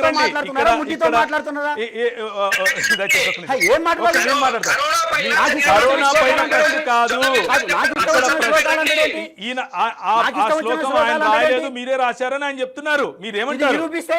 మీరేమంటారు? ఈ శ్లోకం గురించి మాట్లాడండి. మీరు సనాతన ధర్మం అంటున్నారు కదా, బ్రాహ్మణవాదం అంటున్నారు, బ్రాహ్మణ జాలం తలకెక్కింది అంటున్నారు. చెప్పండి. ఇప్పుడు క్వారంటైన్ లో మాట్లాడండి. నేను ఎంత మందికి సహాయం చేసిందో నీకు చెప్పాలా? చెప్పాలా? అంటే మీరు చూడలేదు కదా ఈయన ఏం చేశారు? మీరు చూడలేదు కదా ఈయన ఏం చేశారు? మీరు చెప్పండి. మీకే సమయం. చెప్పండి.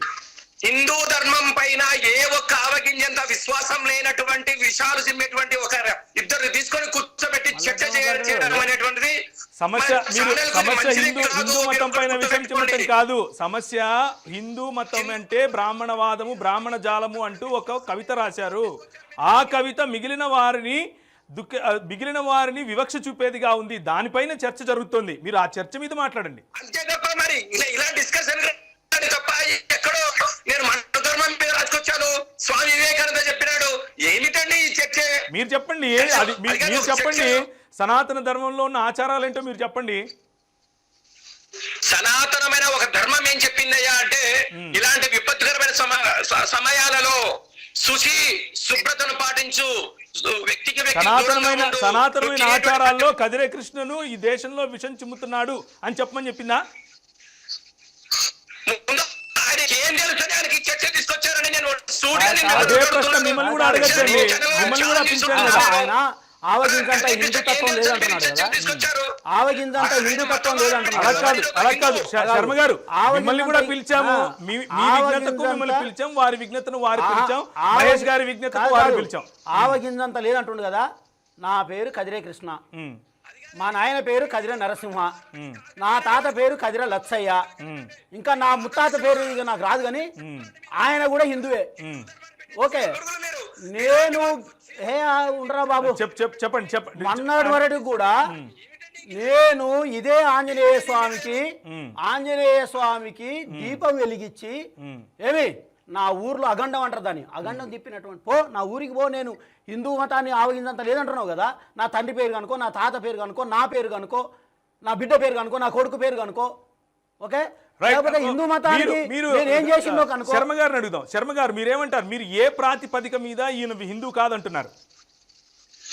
రేపు నేను వస్తా. భారతదేశం రేపు ఏ గుళ్ళోకి రావాలో చెప్పు, ఏ గుళ్ళోకి రావాలో చెప్పు. రేపు రేపే నీ వస్తా. దగ్గరికి నేను వస్తా. ఏ గుళ్ళోకి రావాలో చెప్పు. టీవీ ఛానల్ కి వచ్చేస్తా. ఏ గుళ్ళోకి రావాలో చెప్పు. నేను భారతదేశం ఆగినంత విశ్వాసం లేదంటున్నావు కదా? రావక్కర్లేదండి.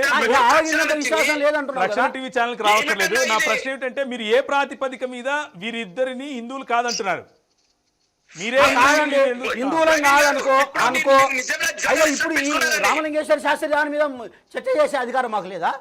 వారేమడుతున్నారు అంటే మాట్లాడేదాన్ని ఒకవేళ నాకు హిందువులు అధికారం కానంత మాత్రాన రామలింగేశ్వర శాస్త్రి గారిని ప్రశ్నించకూడదా అంటున్నారు. సమాధానం చెప్పండి. మీరు ఒక చర్చి ఫాదర్ గా ఉంటూ నేను చర్చ్ ఫాదర్ కాదండి. మంచి క్వశ్చన్ వేయగలిగారు. నేను చర్చ్ ఫాదర్ కాదండి. దయచేసి మీరు నేను కాదని నాకు గుర్తుకండి. ఓకే, మీరు ఎక్కడైనా కూడా మీరు పూర్తిగా మత విశ్వాసాన్ని నమ్ముకొని బైబిల్ ఆధారంగా చేసుకొని ముందుకు వెళ్ళేటువంటి ప్రముఖులలో మీరు కూడా ఒక్కరు. కానీ నేను ఈ క్షణంలో మిమ్మల్ని ఒక ఫాదర్ గా చూడలేదు, ఒక విలేకరిగా సమాజానికి మీ వంతు ఒక బాధ్యత ఉంది. సమాజానికి 10 మందికి చెప్పండి సబ్జెక్ట్ రండి. సబ్జెక్ట్ రండి. మీరు ఏ విధంగా జొన్న విత్తులు గారు రాసినటువంటి పద్యంలో నుండి అసమానతను వీరు చూపిస్తున్నారు? అది అసమానత కాదు, సమానత గురించే, అందులో ఏ ఒక్క పొల్లు కూడా తప్పు లేదు అని ఏ విధంగా చెప్తున్నారో కాస్త ఎక్స్ప్లెయిన్ చేస్తే అయిపోతుంది కదా. వారిని వీరిని విషం చిమ్మేవాళ్ళు అనాల్సిన అవసరమే లేదు కదా.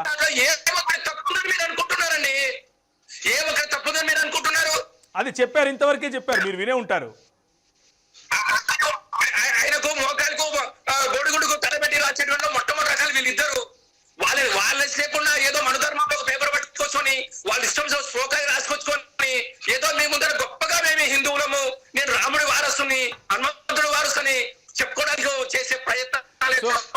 సో ఈ మనధర్మ శాస్త్రం మీరు కాదు అని చెప్పండి, అయిపోతుంది కదా. ఈ మనుధర్మ శాస్త్రం మీది కాదని చెప్పండి. డిబేట్ గా పిలవద్దు అలాంటి వాడిని. సార్ ఈ మనుధర్మ శాస్త్రం ఏం చదువుకున్నాడు? రైట్. కోటేశ్వర శర్మ గారు చెప్పండి. మీరు మీరు మొదట్లో చేసినటువంటి స్టేట్మెంట్ ఏదైతే ఉందో ఆ విషం చిమ్మేవాళ్ళు అని, అది దానికి ఇంకా మీరు కట్టుబడి ఉన్నారా? అంటే భావోద్వేగంతో నేను సంరక్షణలో చెప్పిన ప్రతి మాట కూడా కట్టుబడి ఉన్నాను. సరే కట్టుబడి ఉండాలి నువ్వు. అలాగే రామలింగేశ్వరరావు గారు అంటరానితనం మంచిది అంటున్నాడు, దాన్ని మీరు సమర్థిస్తున్నారా? అది చెప్పండి. ఇప్పుడు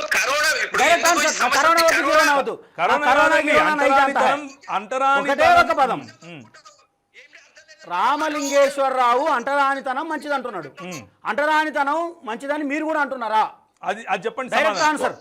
కరోనా ఒకటే గుర్తుపెట్టుకోండి, కరోనా వ్యాధి వచ్చిన సందర్భంగా ఒక వ్యక్తికి దూరంగా ఉండండి, మన ధర్మాన్ని మనం పాటిద్దాం, వ్యాధిని సమూలంగా నిర్మూలన చేద్దామనే సందర్భంలో జొన్న విత్తుల గారే కాదు యావత్ భూమండలంలో అంటరానితనం మంచిదా కాదా?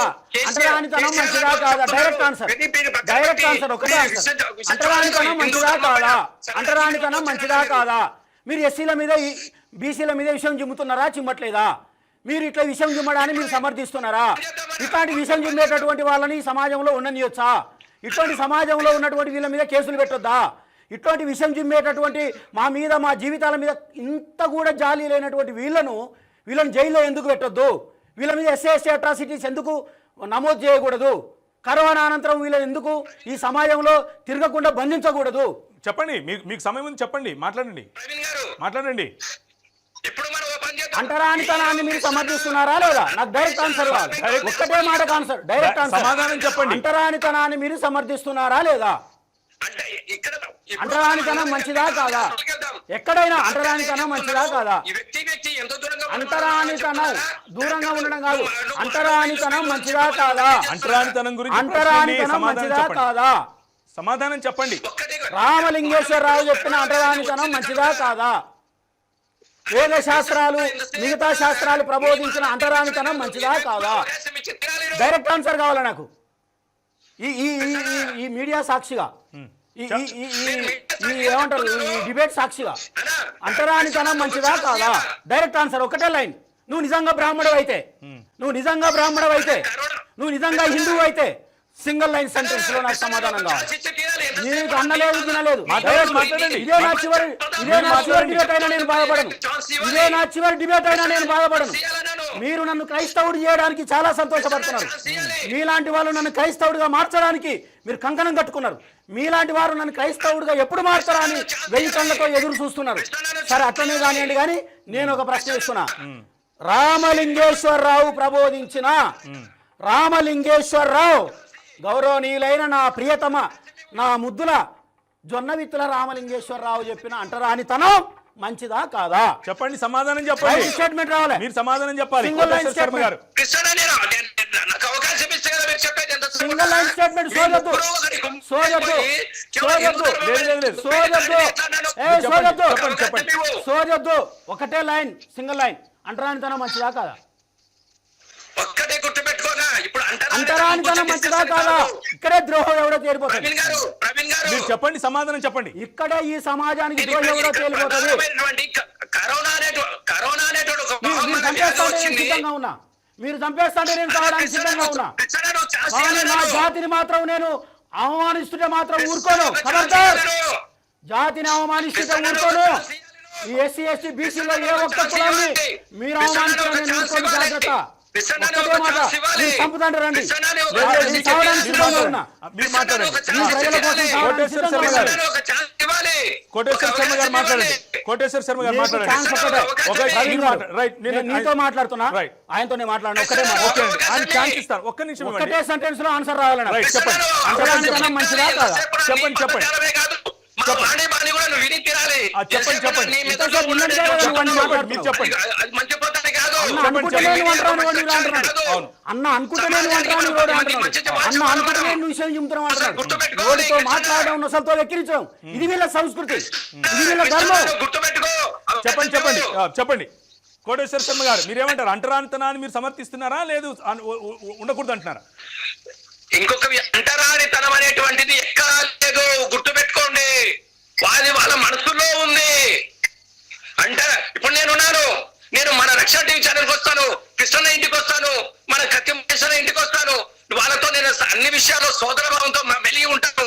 నేను అంటరానితనం కాదు, ఈ వ్యాధి గురించి మనం మాట్లాడుతున్నాం. గుర్తుపెట్టుకోండి, మనం వ్యాధి రాకుండా ఉండాలి అంటే ఏ లక్ష్యాలు పాటించాలో గుర్తుపెట్టుకోండి. మనం నాకు ఒక 5 నిమిషాలు టైం ఇస్తా. ఆయన అయిపోయినాడు, ఇస్తాను. ఎంతసేపు మీరు ప్రవీణ్ గారు మీకే ఇచ్చాను మాట్లాడండి. మీకే సమయం, మాట్లాడండి. ప్రవీణ్ గారు ఇక్కడ ప్రధానమైనటువంటి అంశం ఏమిటంటే ఈ కరోనా అనేటువంటి మహమ్మారి వ్యాధి అనేక సంవత్సరాలుగా గత 50 ఏళ్ళు 100 ఏళ్ల కింద వచ్చాడుగా మనకు నోస్ట్రాడమస్ లాంటి వాళ్ళు అనేక మంది ఇచ్చిన సందర్భాలు ఉన్నాయి.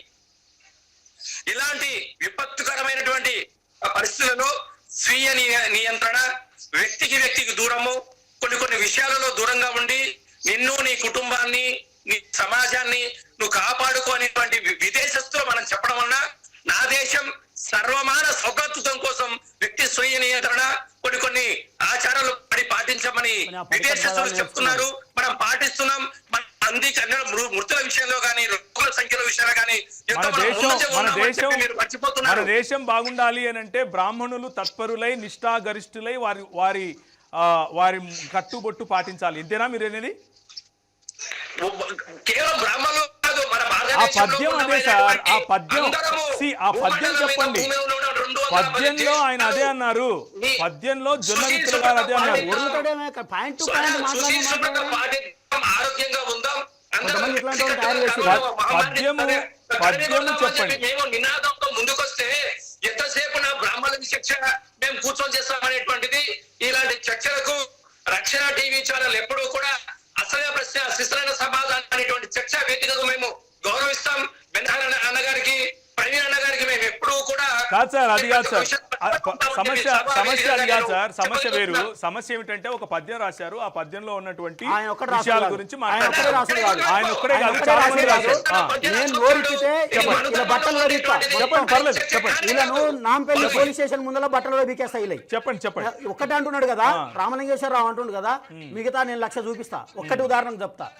ఘనశీదు రక్తలోచన యుక్తి, ఘనశీదు రక్తలోచన యుక్తి, కడనుండు మాతంగత తినంటూ మలినమెల్ల.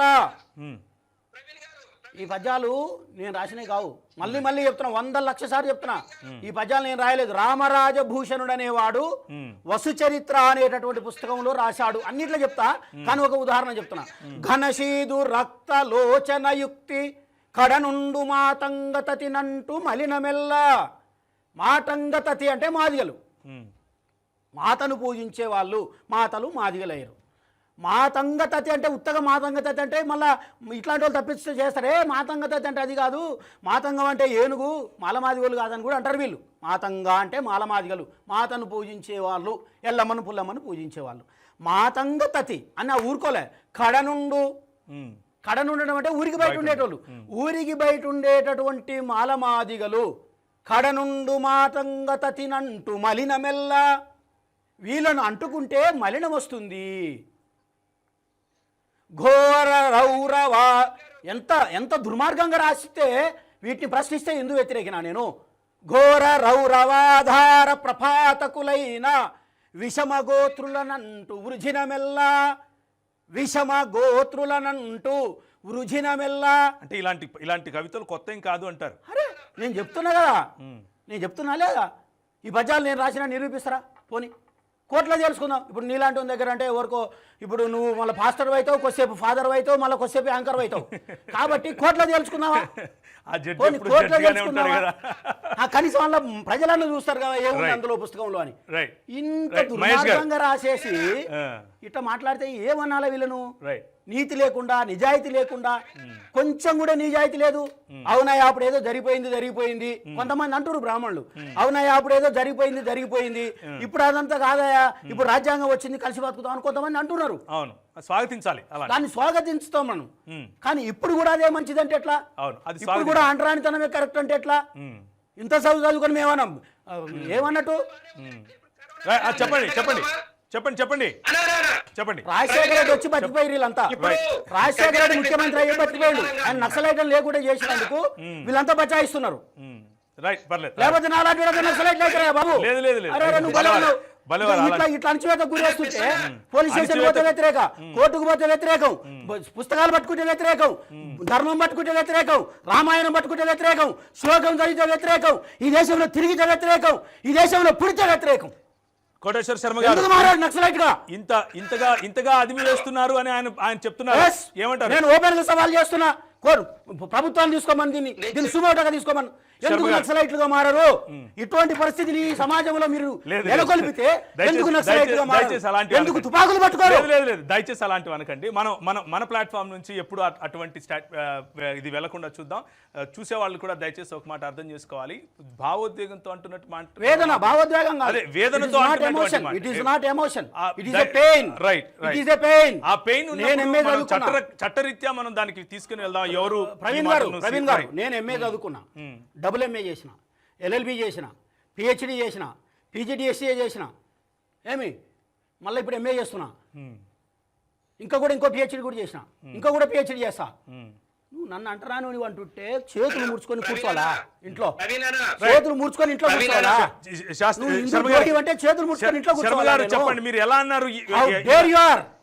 మీరు అన్నం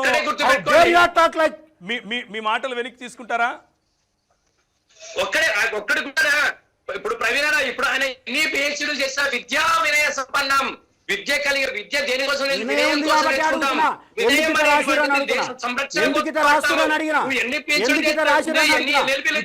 సవరించుకుంటారా లేదా అని అడుగుతున్నా. ఇప్పటికైనా సంస్కరించుకున్నామని అడుగుతున్నా. అసాంఘిక శక్తులు అని అంటే సమానత్వం కోరుకునే వాళ్ళు అసాంఘిక శక్తులు ఎలా అవుతారు? ఎందుకు మారరు అని అంటున్నా నేను మాట్లాడలే. ఎందుకు మారరు అని అంటున్నా. చెప్పండి. నన్ను అంటరానోడు అన్నా అంటే అంటరానోడు అట్లా అంటే ఎవరికి ఉపయోగం? ఎందుకు మారు? ఎవరిని భయపెట్టడానికి ఆ విద్యలు చేశాడు. భయపెట్టడానికి కాదండి, మీకు డైరెక్ట్ గా ప్రశ్న వేశారు. రామలింగేశ్వరరావు భయపెడుతుంది, ఈయన మాట్లాడకుండా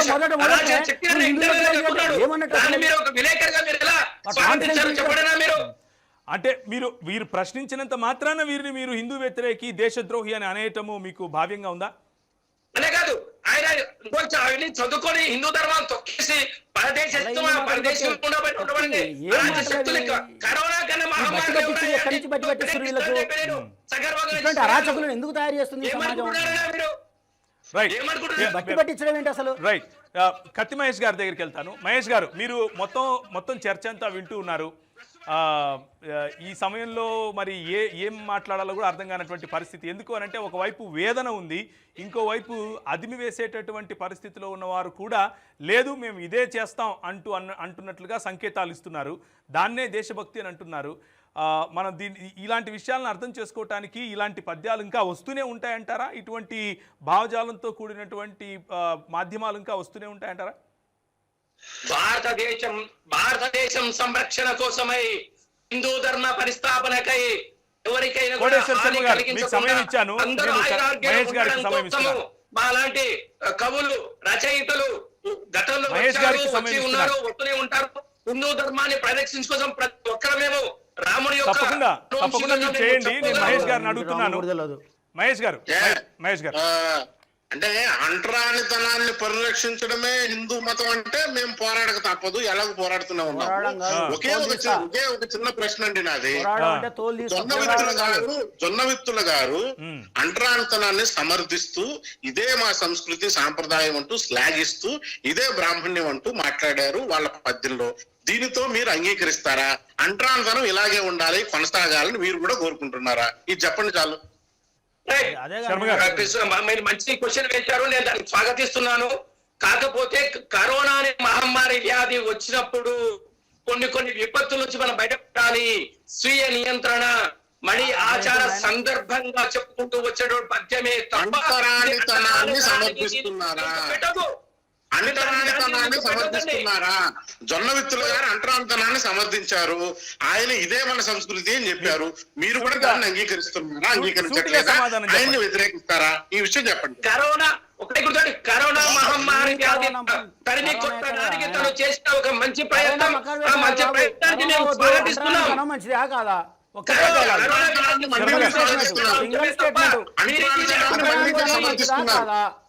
నేను చెప్పాను హిందూ ధర్మం పైన మీరు విషాలు నాటుతున్నారు. దయచేసి మీరు ఆ మాయలోంచి బయటికి. జొన్నవిత్తుల గారు ప్రారంభించింది ఇది, మేము కాదు. జొన్నవిత్తుల గారు హిందూ సాంప్రదాయం అంటే అంటరానితనము, ఆ అంటరానితనం ఉండాలి. ఇవన్నీ మేము మళ్ళీ దీన్ని సంస్కృతిలోకి తీసుకొస్తాము, వీటిని మరింతగా పరిరక్షించడానికి బ్రాహ్మణులందరూ నడుము కట్టాలి అని ఆయన పిలుపునిచ్చారండి.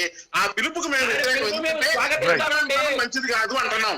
మీరు అంటరానితనాన్ని సమర్థిస్తారా? జొన్నవిత్తుల గారి మాటను మీరు సమర్థిస్తున్నారా? మీరు జొన్నవిత్తుల గారు ఏం చెప్పినా దాన్ని సమర్థిస్తున్నారా లేదా? ఈ ఒక మాట చెప్పండి. సమర్థిస్తున్నారంటే జొన్నవిత్తుల గారు చెప్పిన ప్రతి మాటకు మేము సమర్థిస్తున్నాం. చాలు. కరోనా వ్యాధి మహమ్మారి గురించి జరుగుతున్నటువంటి చర్చలలో అలాంటి వ్యాధి తరిమి కొట్టడానికి తను తీసుకున్నటువంటి మంచి నిర్ణయాన్ని స్వాగతిస్తున్నాం. అంతే తప్ప మీరు దీన్ని తీసుకొచ్చి ఇంకో దానికో ముడిపడితే ఊరుకోలేదు లేనే లేదు. సో ఈయన కూడా అంటరానితనాన్ని సమర్థిస్తున్నారు. అంటే మీరు కరోనా వ్యాధిని స్వాగతిస్తున్నారా? కాదండి, corona is medical emergency. Medical emergency అండి, అది మెడికల్ ఎమర్జెన్సీ. మెడికల్ ఎమర్జెన్సీలో కొన్ని సైంటిఫిక్ మెథడ్స్ ఫాలో అవుతాం మనం. కొన్ని సైంటిఫిక్ మెథడ్స్ లో భాగంగానే లాక్డౌన్ కానివ్వండి, ఫిజికల్ డిస్టెన్సింగ్ కానివ్వండి, అంటరానితనానికి ఫిజికల్ డిస్టెన్సింగ్ కి చాలా తేడా ఉంది. కానీ ఆయన ఫిజికల్ డిస్టెన్సింగ్ అంటరానితనంగా మార్చేశారు. ఆయన ఆ సమస్య మాతో కాదు, జొన్నవిత్తుల గారితో సమస్య, మాతో కాదు సమస్య, జొన్నవిత్తుల గారితో సమస్య. మీరు జొన్నవిత్తుల గారు సమస్య కరోనా, మన సమస్య కరోనా. ప్రవీణ్ గారు మీరు గుర్తు పెట్టుకోండి, మన ప్రధానమైన సమస్య కరోనా. కరోనాను మనం కలిసి మనం ఇంకా వ్యాధిని అంటగట్టుకొని అందరిని చంపేద్దామా? వ్యాధి ఇంకా కొత్త వ్యాధి ఎక్కడికి నాశనం? ఇంకో ప్రశ్న తగలబెట్టిందే వ్యాధి ఇంకా కొత్త వ్యాధి ఎక్కడిది? ఇంకో ప్రశ్నతో ముందుకెళ్దాం. ఒక ప్రశ్న వేస్తా, నేను మాట్లాడను. ఇక వీళ్ళకి చర్చ రాదు, చర్చ చేయడం తెలియదు, లాజిక్ తెలియదు, తర్కం రాదు. ఒక్క ప్రశ్న వేసి నేను ముగిస్తా. ఈయన హిందూ, ఈ రామలింగేశ్వర ఈయన పేరు ఏం పేరు? కోటేశ్వర శర్మ హిందూ. ఆ తర్వాత రామలింగేశ్వరరావు హిందూ జొన్నవిత్తుల, వీళ్ళిద్దరూ హిందూ ధర్మాన్ని పాటిస్తారు, మను ధర్మాన్ని పాటిస్తారు. మను ధర్మంలో ఉన్న ఒక్క శ్లోకం చదివి నేను రామలింగేశ్వరరావుకి వేస్తున్న ప్రశ్న, ఈయన కాదులే, ఈయనకు అంత కెపాసిటీ లేదు. రామలింగేశ్వరరావు నిజంగానే మనుధర్మ శాస్త్రాన్ని పాటించమన్నాడు కదా, ఎందుకంటే తగలబెట్టాలనుకున్న మనుధర్మ శాస్త్రమే తల మానికమయ్యా అన్నాడు కదా. ఆ మనుధర్మ శాస్త్రాన్ని రామలింగేశ్వరరావు పాటిస్తే ఐఎమ్ వెరీ హ్యాపీ. ఓకే, ఏం చదువుతున్నాడో ఏం రాస్తున్నాడో కెమెరా జూమ్ చేస్తుందా, ఈ పద్యాన్ని కెమెరా జూమ్ చేస్తుందా? కెమెరా జూమ్ చేస్తే కనుక ఇగో ఈ పైన ఉన్న పద్యాన్ని జూమ్ చేయి, నెంబర్ వేసాను, ఇగో 33. ఈ పద్యాన్ని జూమ్ చేయండి కాస్త, ఈ పద్యాన్ని జూమ్ చేయండి. వస్తుందా ఈ పద్యం జూమ్ వేస్తుందా? ఎందుకంటే మళ్ళీ ఇది నేను రాసిన అంటారు పొరపాటున. ఇస్తానండి, దీని తర్వాత మీకు ఇస్తాను. ఒక నిమిషం, ఇది అయిపోయినాక ఇస్తాను. శర్మ గారికి ఇస్తాను, లేకపోతే కదిరకృష్ణ వాళ్ళ ఫాదర్ రాసిండు ఈయన అంటారు. రైట్, శర్మ గారు మీకే ఇస్తాను, దీని తర్వాత వెయిట్ చేయాలి. ఇది చూపి ఇళ్ళ నుంచే చదువుతున్నా, ఇప్పటికే అడిగేమో రాసుకొచ్చిండని, అందుకే సాక్ష్యాధారాలతో సహా చూపిస్తున్నా. ఇప్పటికి చాలాసార్లు చూపించిన వీళ్ళకి, అయినా వీళ్ళు మారట్లే, జాలి కలగట్లే కనీసం. అరే వీళ్ళు ఇంత బాధపడుతున్నారా, దీనివల్ల ఈ కులం వల్ల ఇంత వేదనకు గురవుతున్నారా, వీళ్ళు నా సాటి భారతీయులు కదా అనే కనీస జాలి కూడా కలగట్లేదు వీళ్ళకు. జాతి లేని ఏమంటారు, జాలి లేనటువంటి జాతి ఇది. అందుకే ఒకసారి చూపి తమ్ముడు, చూపించినవా? రైట్, చదువుతున్నాను. నియుక్తస్తు యథా న్యాయం యో మాంసము నాత్తి మానవ సప్రేత్య పశూతాం యాతి సంభవానేక విశంశతి. ఏకావిశంశతి, విశంశతి అంటే 20, ఏకావిశంశతి 21, 21 జన్మలు ప్రేత్య పశూతాం, 21 జన్మలు పశువుగా పుడతాడట. ఎవడు? నియుక్తస్తు యథా న్యాయం యో మాంసం నాత్తి మానవ. ఎవడెవడైతే తన యొక్క తల్లిదండ్రులకు శ్రాద్ధం పెట్టేటటువంటి సందర్భంలో పశుమాంసం తినడో, నేను అన్నట్లా యోత్తి మానవ యో మాంసం, ఎవడైతే పశుమాంసం తినడో, ఎప్పుడు? తల్లిదండ్రులకు శ్రాద్ధ కర్మలు చేసేటటువంటి సందర్భంలో పశుమాంసం విధిగా తినని వాడు 21 జన్మలు పశువై పుడతాడు అని రాశాడు. రైటా? మరి మీరు పశుమాంసం కాదు కనీసం మాంసం తింటారా? తినడానికి మీరు సిద్ధంగా ఉన్నారా? లేకపోతే మీరు సాటుంగా తింటున్నారా? సాటుంగా తినుకుంటూ ప్రజలకు మాత్రం మేము వెజిటేరియన్స్ అని చెప్తున్నారా? మీరు మన ధర్మశాస్త్రాన్ని నువ్వు పాటించకుండా మొత్తం అందరినీ పాటించమని ఎట్లా చెప్తావు? చెప్పినావు అనుకో, నిజంగా మీరు మన ధర్మశాస్త్రాన్ని పాటించడానికి సిద్ధంగా ఉంటే ఈ యొక్క సవాలు స్వీకరించండి. మొత్తం యావత్ సమాజం మీరంతా ఈ యొక్క సవాలు స్వీకరించండి. మీరు చెప్పిందే మేము కూడా మన ధర్మశాస్త్రాన్ని పాటిస్తాం పో. రైట్, నెక్స్ట్ ప్రశ్నకి వెళ్తాను. మీకు కోటేశ్వర శర్మ గారు, మీరు ఏదో సమయం అడుగుతున్నారు, మీకు 1 నిమిషం సమయం ఇస్తున్నాను, దయచేసి మీరు మాట్లాడండి, తర్వాత నేను నెక్స్ట్ ప్రశ్నకి వెళ్తాను. ప్రధానమైన చర్చ కొనసాగుతున్న అంశంలో కరోనాను మహమ్మారిని పారదోలే అంశం నుంచి మనము సమాజానికి ఉపయోగపడే మంచి పనులు చేద్దామా, ఎంతసేపు ఉన్న హిందూ తరపున విషయాలను విధముతామా? మీరు ఫస్ట్ మీరు ఒక క్లారిటీ ఇవ్వండి ప్రవీణ్ గారు. రైట్, ఇమ్మంటారా? ఇస్తాను, వినండి. ఇప్పుడు చర్చ జరిగేది ఏంటి అని అంటే, కరోనాను ఉపయోగించుకొని ఈ ధర్మము అనే దాన్ని ప్రజల మీద రుద్దే ప్రయత్నము కొంతమంది మరి మేధావులుగా చెప్పుకుంటున్న వాళ్ళు పద్య రూపంలో రాశారు. కాబట్టి ఆ మేధావి వర్గం ఈ కరోనాను కూడా ఉపయోగించుకొని మత మార్పిడి చేస్తున్నారా ప్రజలపైన ఇంకా ఇటువంటి వివక్షను రుద్దుతున్నారా? ఆ వివక్ష ఉండాల్సిందేనా? రాజ్యాంగ వ్యతిరేకమైనటువంటి అంశాలను పద్య రూపంలో ప్రజల్లోకి తీసుకెళ్లటం మంచిదా? ఇది చర్చలో పాల్గొనేందుకే మిమ్మల్ని పిలిచాం. దయచేసి మీరు ఆ విషయాన్ని అర్థం చేసుకోవాలి. ఇక నేను ఒక ప్రశ్న వేస్తాను, 1 నిమిషం ఆగండి. మీకే ప్రశ్న, కోటేశ్వర శర్మ గారు, మీకే ప్రశ్న. ఇంకొక పెద్ద ఆయన, ఒక గురువుగా పిలువబడేటటువంటి వారు ఒక యూట్యూబ్ ఛానల్కి వచ్చి ఏమన్నారు అని అంటే, మాకు ఒక ఋషి చెప్పాడు, మాకు ఈ సనాతన ధర్మంలో ఉన్న ఋషి చెప్పాడు. ఆ ఋషి చెప్పిన కారణంగా మరి మేము సనాతన కాలం నుంచి కూడా మా స్త్రీలను వంటింట్లో పెట్టాం. వంటింట్లో వాళ్ళు మడిగట్టుకొని శుభ్రంగా భోజనాలు వండి ఎంత తీసుకొస్తే అంత అందరికీ మంచిగా పెడుతున్నారు. కాబట్టే ఈ దేశంలో ఇంత సుభిక్షంగా ఉన్నాం. అదే కానీ వేరే దేశాల్లో స్త్రీ వంటిల్లు విడిచి బయటికి వెళ్తోంది, పిజ్జాలు అవి ఇవి అని తింటోంది, అలాగే తినిపిస్తోంది, ఇంట్లో వండటం లేదు. కాబట్టి ఆ దేశాలన్నీ అలా అయిపోయాయి అని అంటున్నారు. ఆ దేశాల గురించి పక్కన పెట్టండి, మన దేశం గురించి మాట్లాడదాం. మీరేం చెప్పాలనుకుంటున్నారు? సనాతన ధర్మం అంటే స్త్రీ వంటింటికే ఉండాలనా? సమాధానం చెప్పండి.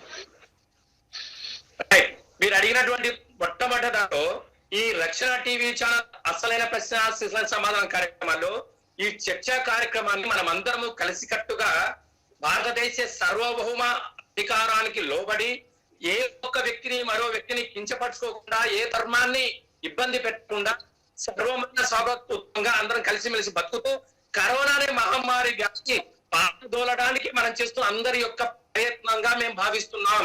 ఓకే, కనుక మా జొన్నవిత్తుల గారు అనేక మంది అది అయిపోయింది. వేరే ప్రశ్న వేసాను మీకు, నేను దానికి సమాధానం అదే ప్రశ్న ఉండదు, జవాబు ఉండదు, వెళ్ళిపోతుంది ఎక్కడికి. ఇంట్లో ఆడవాళ్ళు ఇంట్లో కూర్చొని మడి ఆచారంగా ఉంటూ తన కుటుంబాన్ని కాపాడుకుంటూ సమాజానికి మంచిటువంటి ఆహారాన్ని పోషక విలువలతో కూడిన ఆహారాన్ని వండి పెడుతూ కాపాడుకుంటూ వచ్చినటువంటి మన భారతదేశం యొక్క స్త్రీ మాతల యొక్క గొప్పతనాన్ని ఆ గురువు గారు చెప్పారు. దాన్ని స్వాగతించాల్సి పోనిచ్చి నేను విదేశీ సంస్కృతిని తీసుకొస్తాను, పిజ్జాలు బర్గర్లు తీసుకొస్తాను, నేను విశ్వ సంస్కృతిని చేస్తాను అని రక్షణ టీవీ ఛానల్ కోరుకుంటుందా?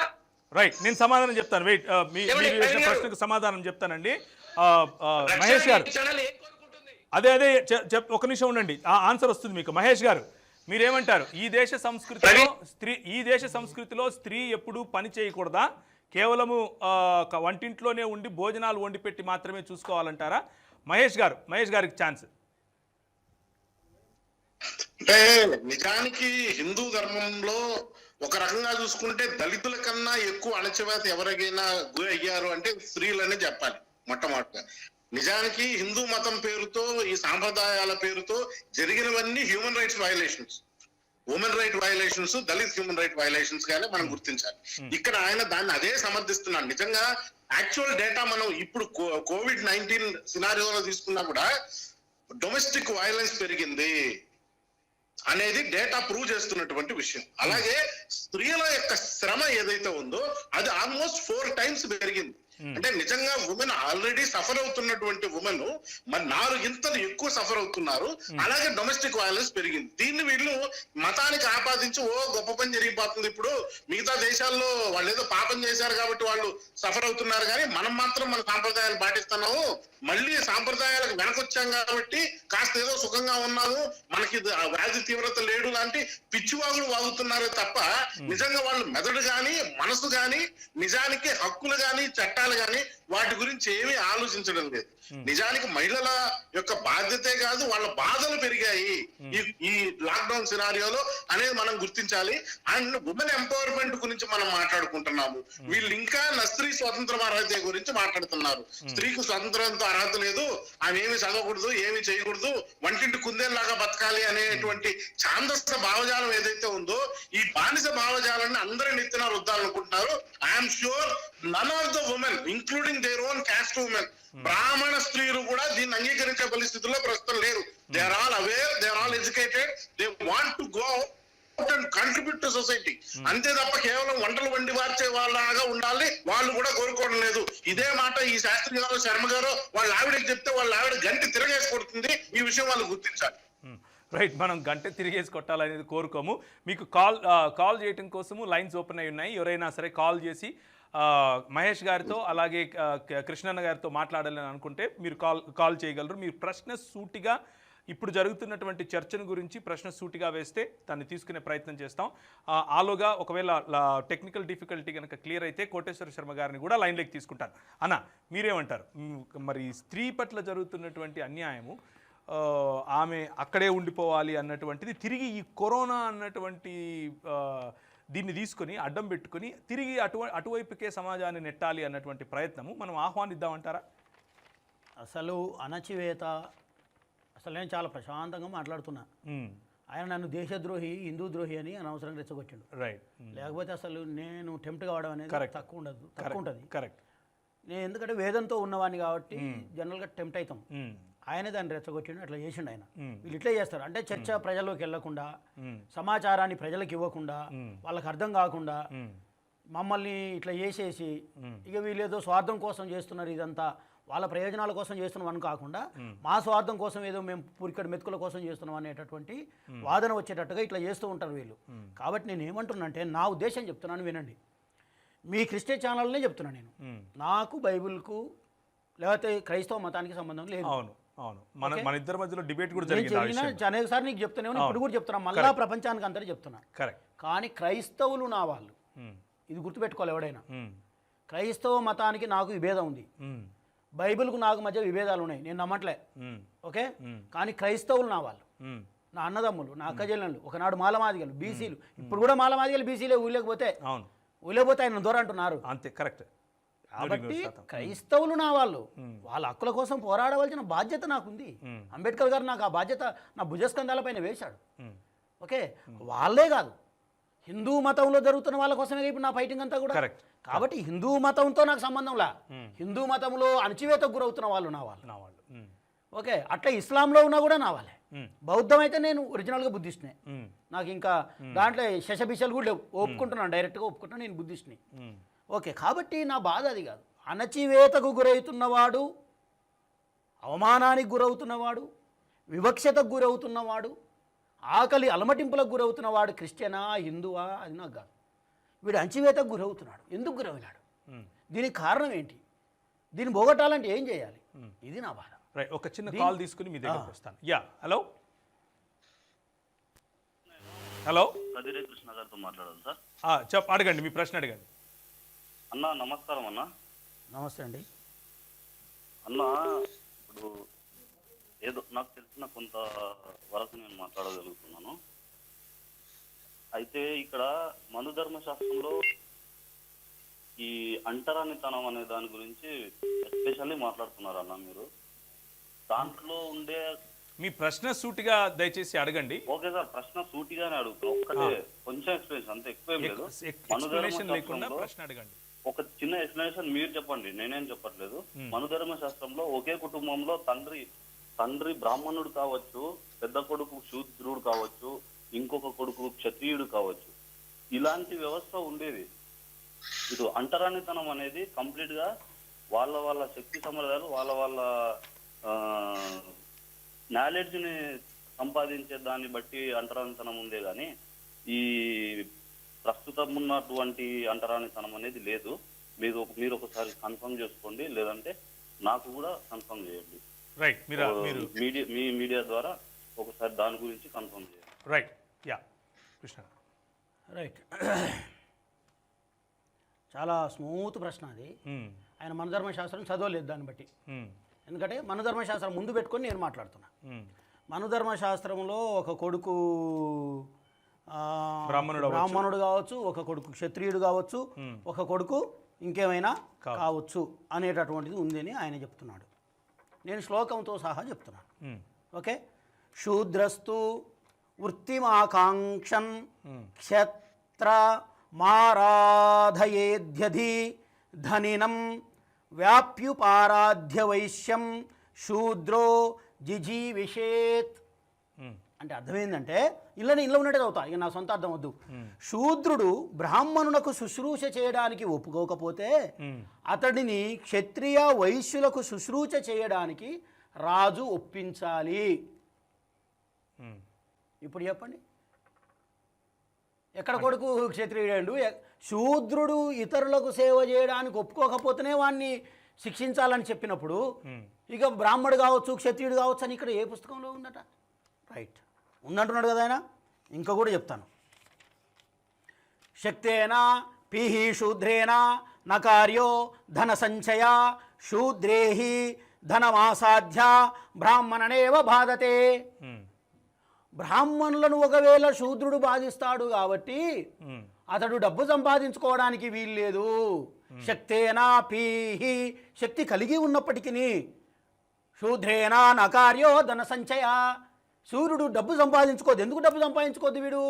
వీడు ఒకవేళ డబ్బు సంపాదిస్తే శూద్రోహి ధనమాసాధ్య బ్రాహ్మణనేవ బాధతే. బ్రాహ్మణులను వీడు బాధిస్తాడేమో అంటే తండ్రినే బాధిస్తాడని కొడుకును సంపాదించొద్దు అంటుండా? లేదా తండ్రి కొడుకును బాధిస్తాడని తండ్రిని సంపాదించొద్దు అంటున్నాడా? What is the reason? What is the logic? Okay, కాబట్టి ఈ ధర్మాన్ని మీరు చదువు, ఇంకా చాలా ఉన్నాయి, ఇలా బోలెడని చూపిస్తా. ఎవడైనా శూద్రుడు బ్రాహ్మణుడితో సమానమైన సింహాసనాన్ని కోరుకుంటే వాని పిర్రలు కోసేయండి అన్నాడు డైరెక్ట్.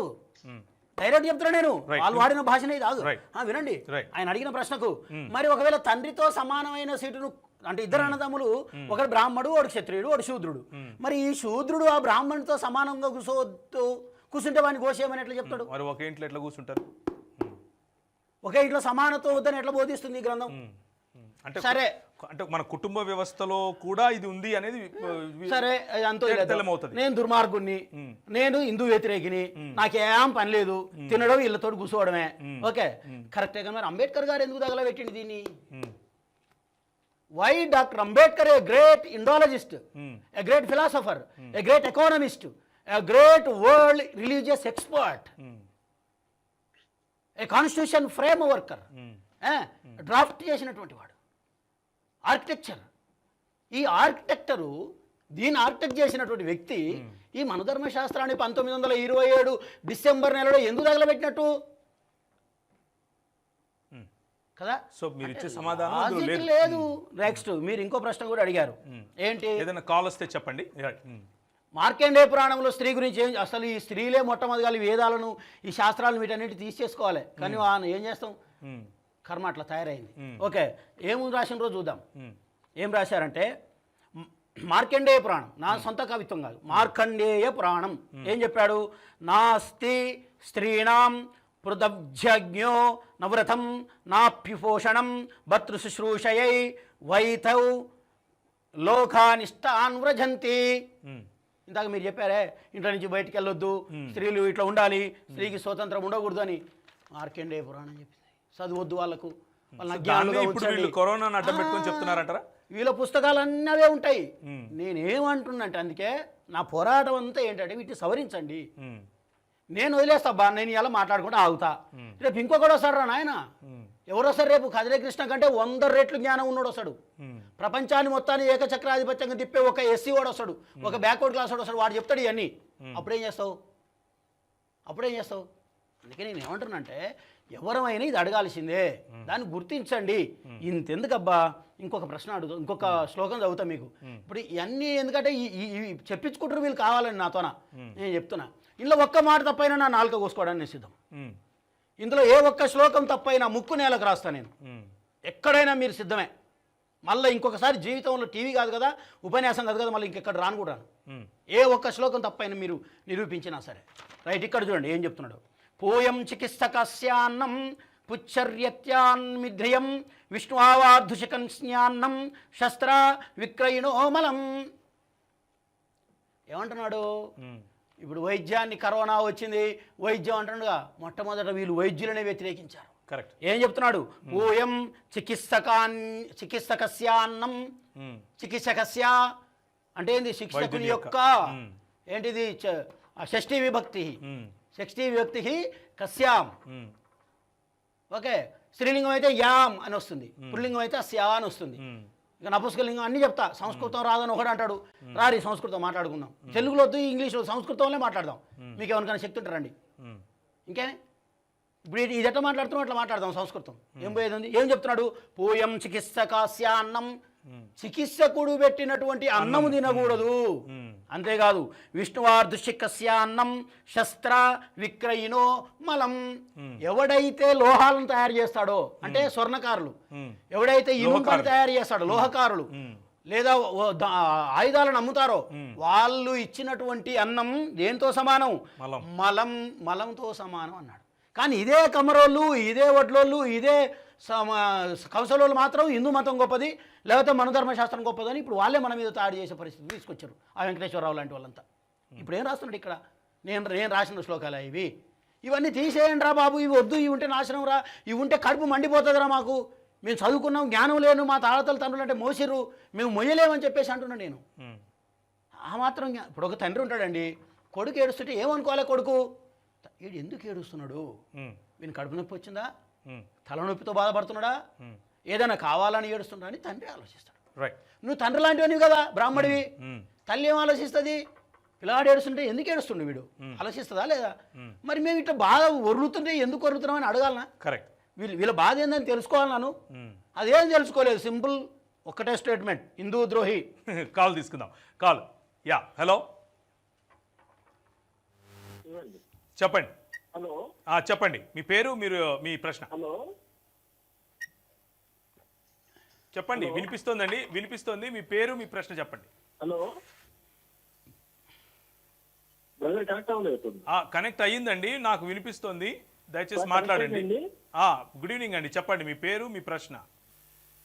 సార్ మీ వాయిస్ నాకు బాగా లో ఉంది సార్. పర్లేదు మీ ప్రశ్న అడగండి.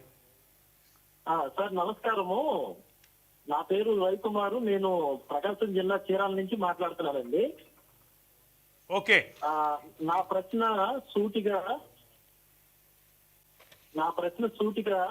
ఓకే కృష్ణ గారు అండ్ మహేష్ గారికి ఓకే అడుగుతున్నాను. నేను మాక్సిమం కృష్ణ గారు ప్రసంగాలు కానీ, మహేష్ గారు కానీ, లేదా మనం చిన్నజీరి స్వామి గారు, వీళ్ళందరి ప్రసంగాలు అన్ని లైవ్స్ అన్ని నేను మాక్సిమం ఫాలో అవుతూ ఉంటాను.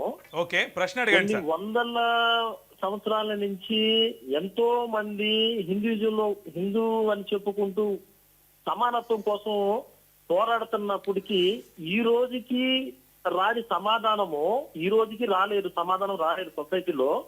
అటువంటి హిందూ మతాన్ని ఇంకా మేము హిందువులేనే ఆపాదించుకుంటూ ఇంకా ఎంతకాలం అని ఈ న్యాయం కోసం పోరాడతారు ఈ కృష్ణ గారు, మహేష్ గారు ఇంకా ఇంకా ఎంతో మంది.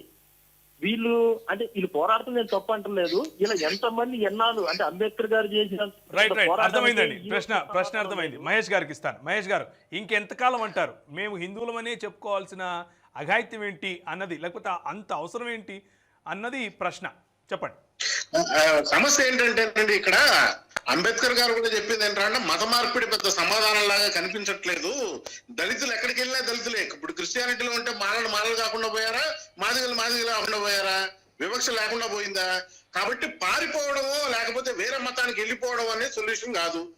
అంబేద్కర్ గారు కూడా బౌద్ధాన్ని తీసుకున్నారు. బౌద్ధం అనేది అదొక మతంగా మనం ఇప్పుడు అనుకుంటున్నాం, కానీ అది మతంగా ఆయన కూడా అనుకోలేదు. నవయాన బుద్ధిజం ఏదైతే ఆయన స్వీకరించారో అదొక సిద్ధాంతంగా ఆయన అనుకున్నాడు.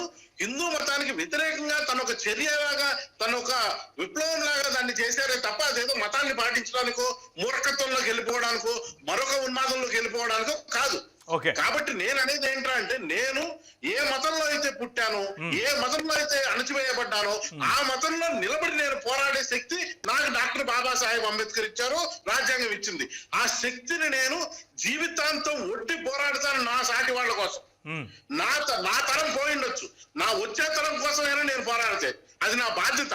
ఆ బాధ్యతగానే చేసుకున్నాను. అదే నేను చెప్తున్నాను, నేను హిందువుని, హిందూ దళితుణ్ణి. నన్ను అణచివేశారు కాబట్టి నేను దానికి వ్యతిరేకంగా హిందూ మతంలో ఉంటూనే పోరాడతా. నా హక్కుల కోసం పోరాడతా.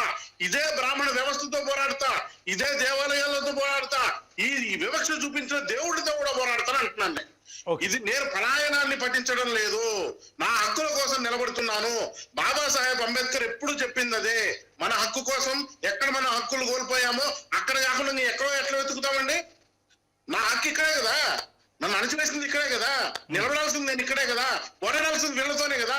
ఏ భావజాలం అయితే నాకు వ్యతిరేకంగా నిలబడిందో, నా నాలుక కత్తిరించిందో, నా చెవుల్లో సీసం మోసిందో వాళ్ళతో నేను పోరాడతాను.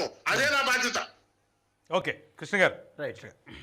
నా వ్యూ ఏంటంటే, నేను కావాలని హిందువుగా పుట్టలే, మా అయ్య కూడా కావాలని హిందువుగా పుట్టలే. హిందువుగా ఆపాదించబడిన కుటుంబంలో పుట్టాను నేను. అవునండి. ఓకే, ఇక దానికి నేను ఏం చేయలేను, నా చేతిలో లేని పని అది. అయిపోయింది, అది అయిపోయింది. ఇక ఊర్లో పోయినా అదే చెప్తారు, మా 10 తరాలు వెనకకు పోయినా అదే చెప్తారు. మీరు ఎన్నుకున్నది కాదు, నేను ఎన్నుకుంది కాదు, అది పుట్టిన. ఇప్పుడు ఎందుకు హిందువు అంటున్నావు అని అడగొచ్చు. ఇప్పుడు నేను ఎందుకు అంటున్నానంటే, కాన్స్టిట్యూషన్ ఆఫ్ ఇండియా ప్రకారం బుద్ధిస్టులు కూడా హిందువులే. నా లైన్ అది, నా పర్స్పెక్టివ్ అది. ఓకే ఓకే, నేను బుద్ధిస్టు కాబట్టి కాన్స్టిట్యూషన్ ఆఫ్ ఇండియా ప్రకారం నేను హిందువును. ఇది పక్కన పెడితే మరి పోరాటం ఎందుకు నీకు అని ఆయన అడుగుతున్నాడు. నేను హ్యూమనిస్ట్ను, నేను మానవవాదిని.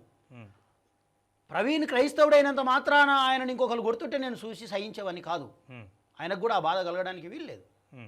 ఓకే, నువ్వు బైబిల్ పట్టుకుంటే నీ మీద దాడి చేస్తే ఈ సమాజంలో చూస్తూ ఊరుకోవడానికి నాకు లేదు. ఎందుకు? అంబేద్కర్ గారు అది నాకు నేర్పాడు.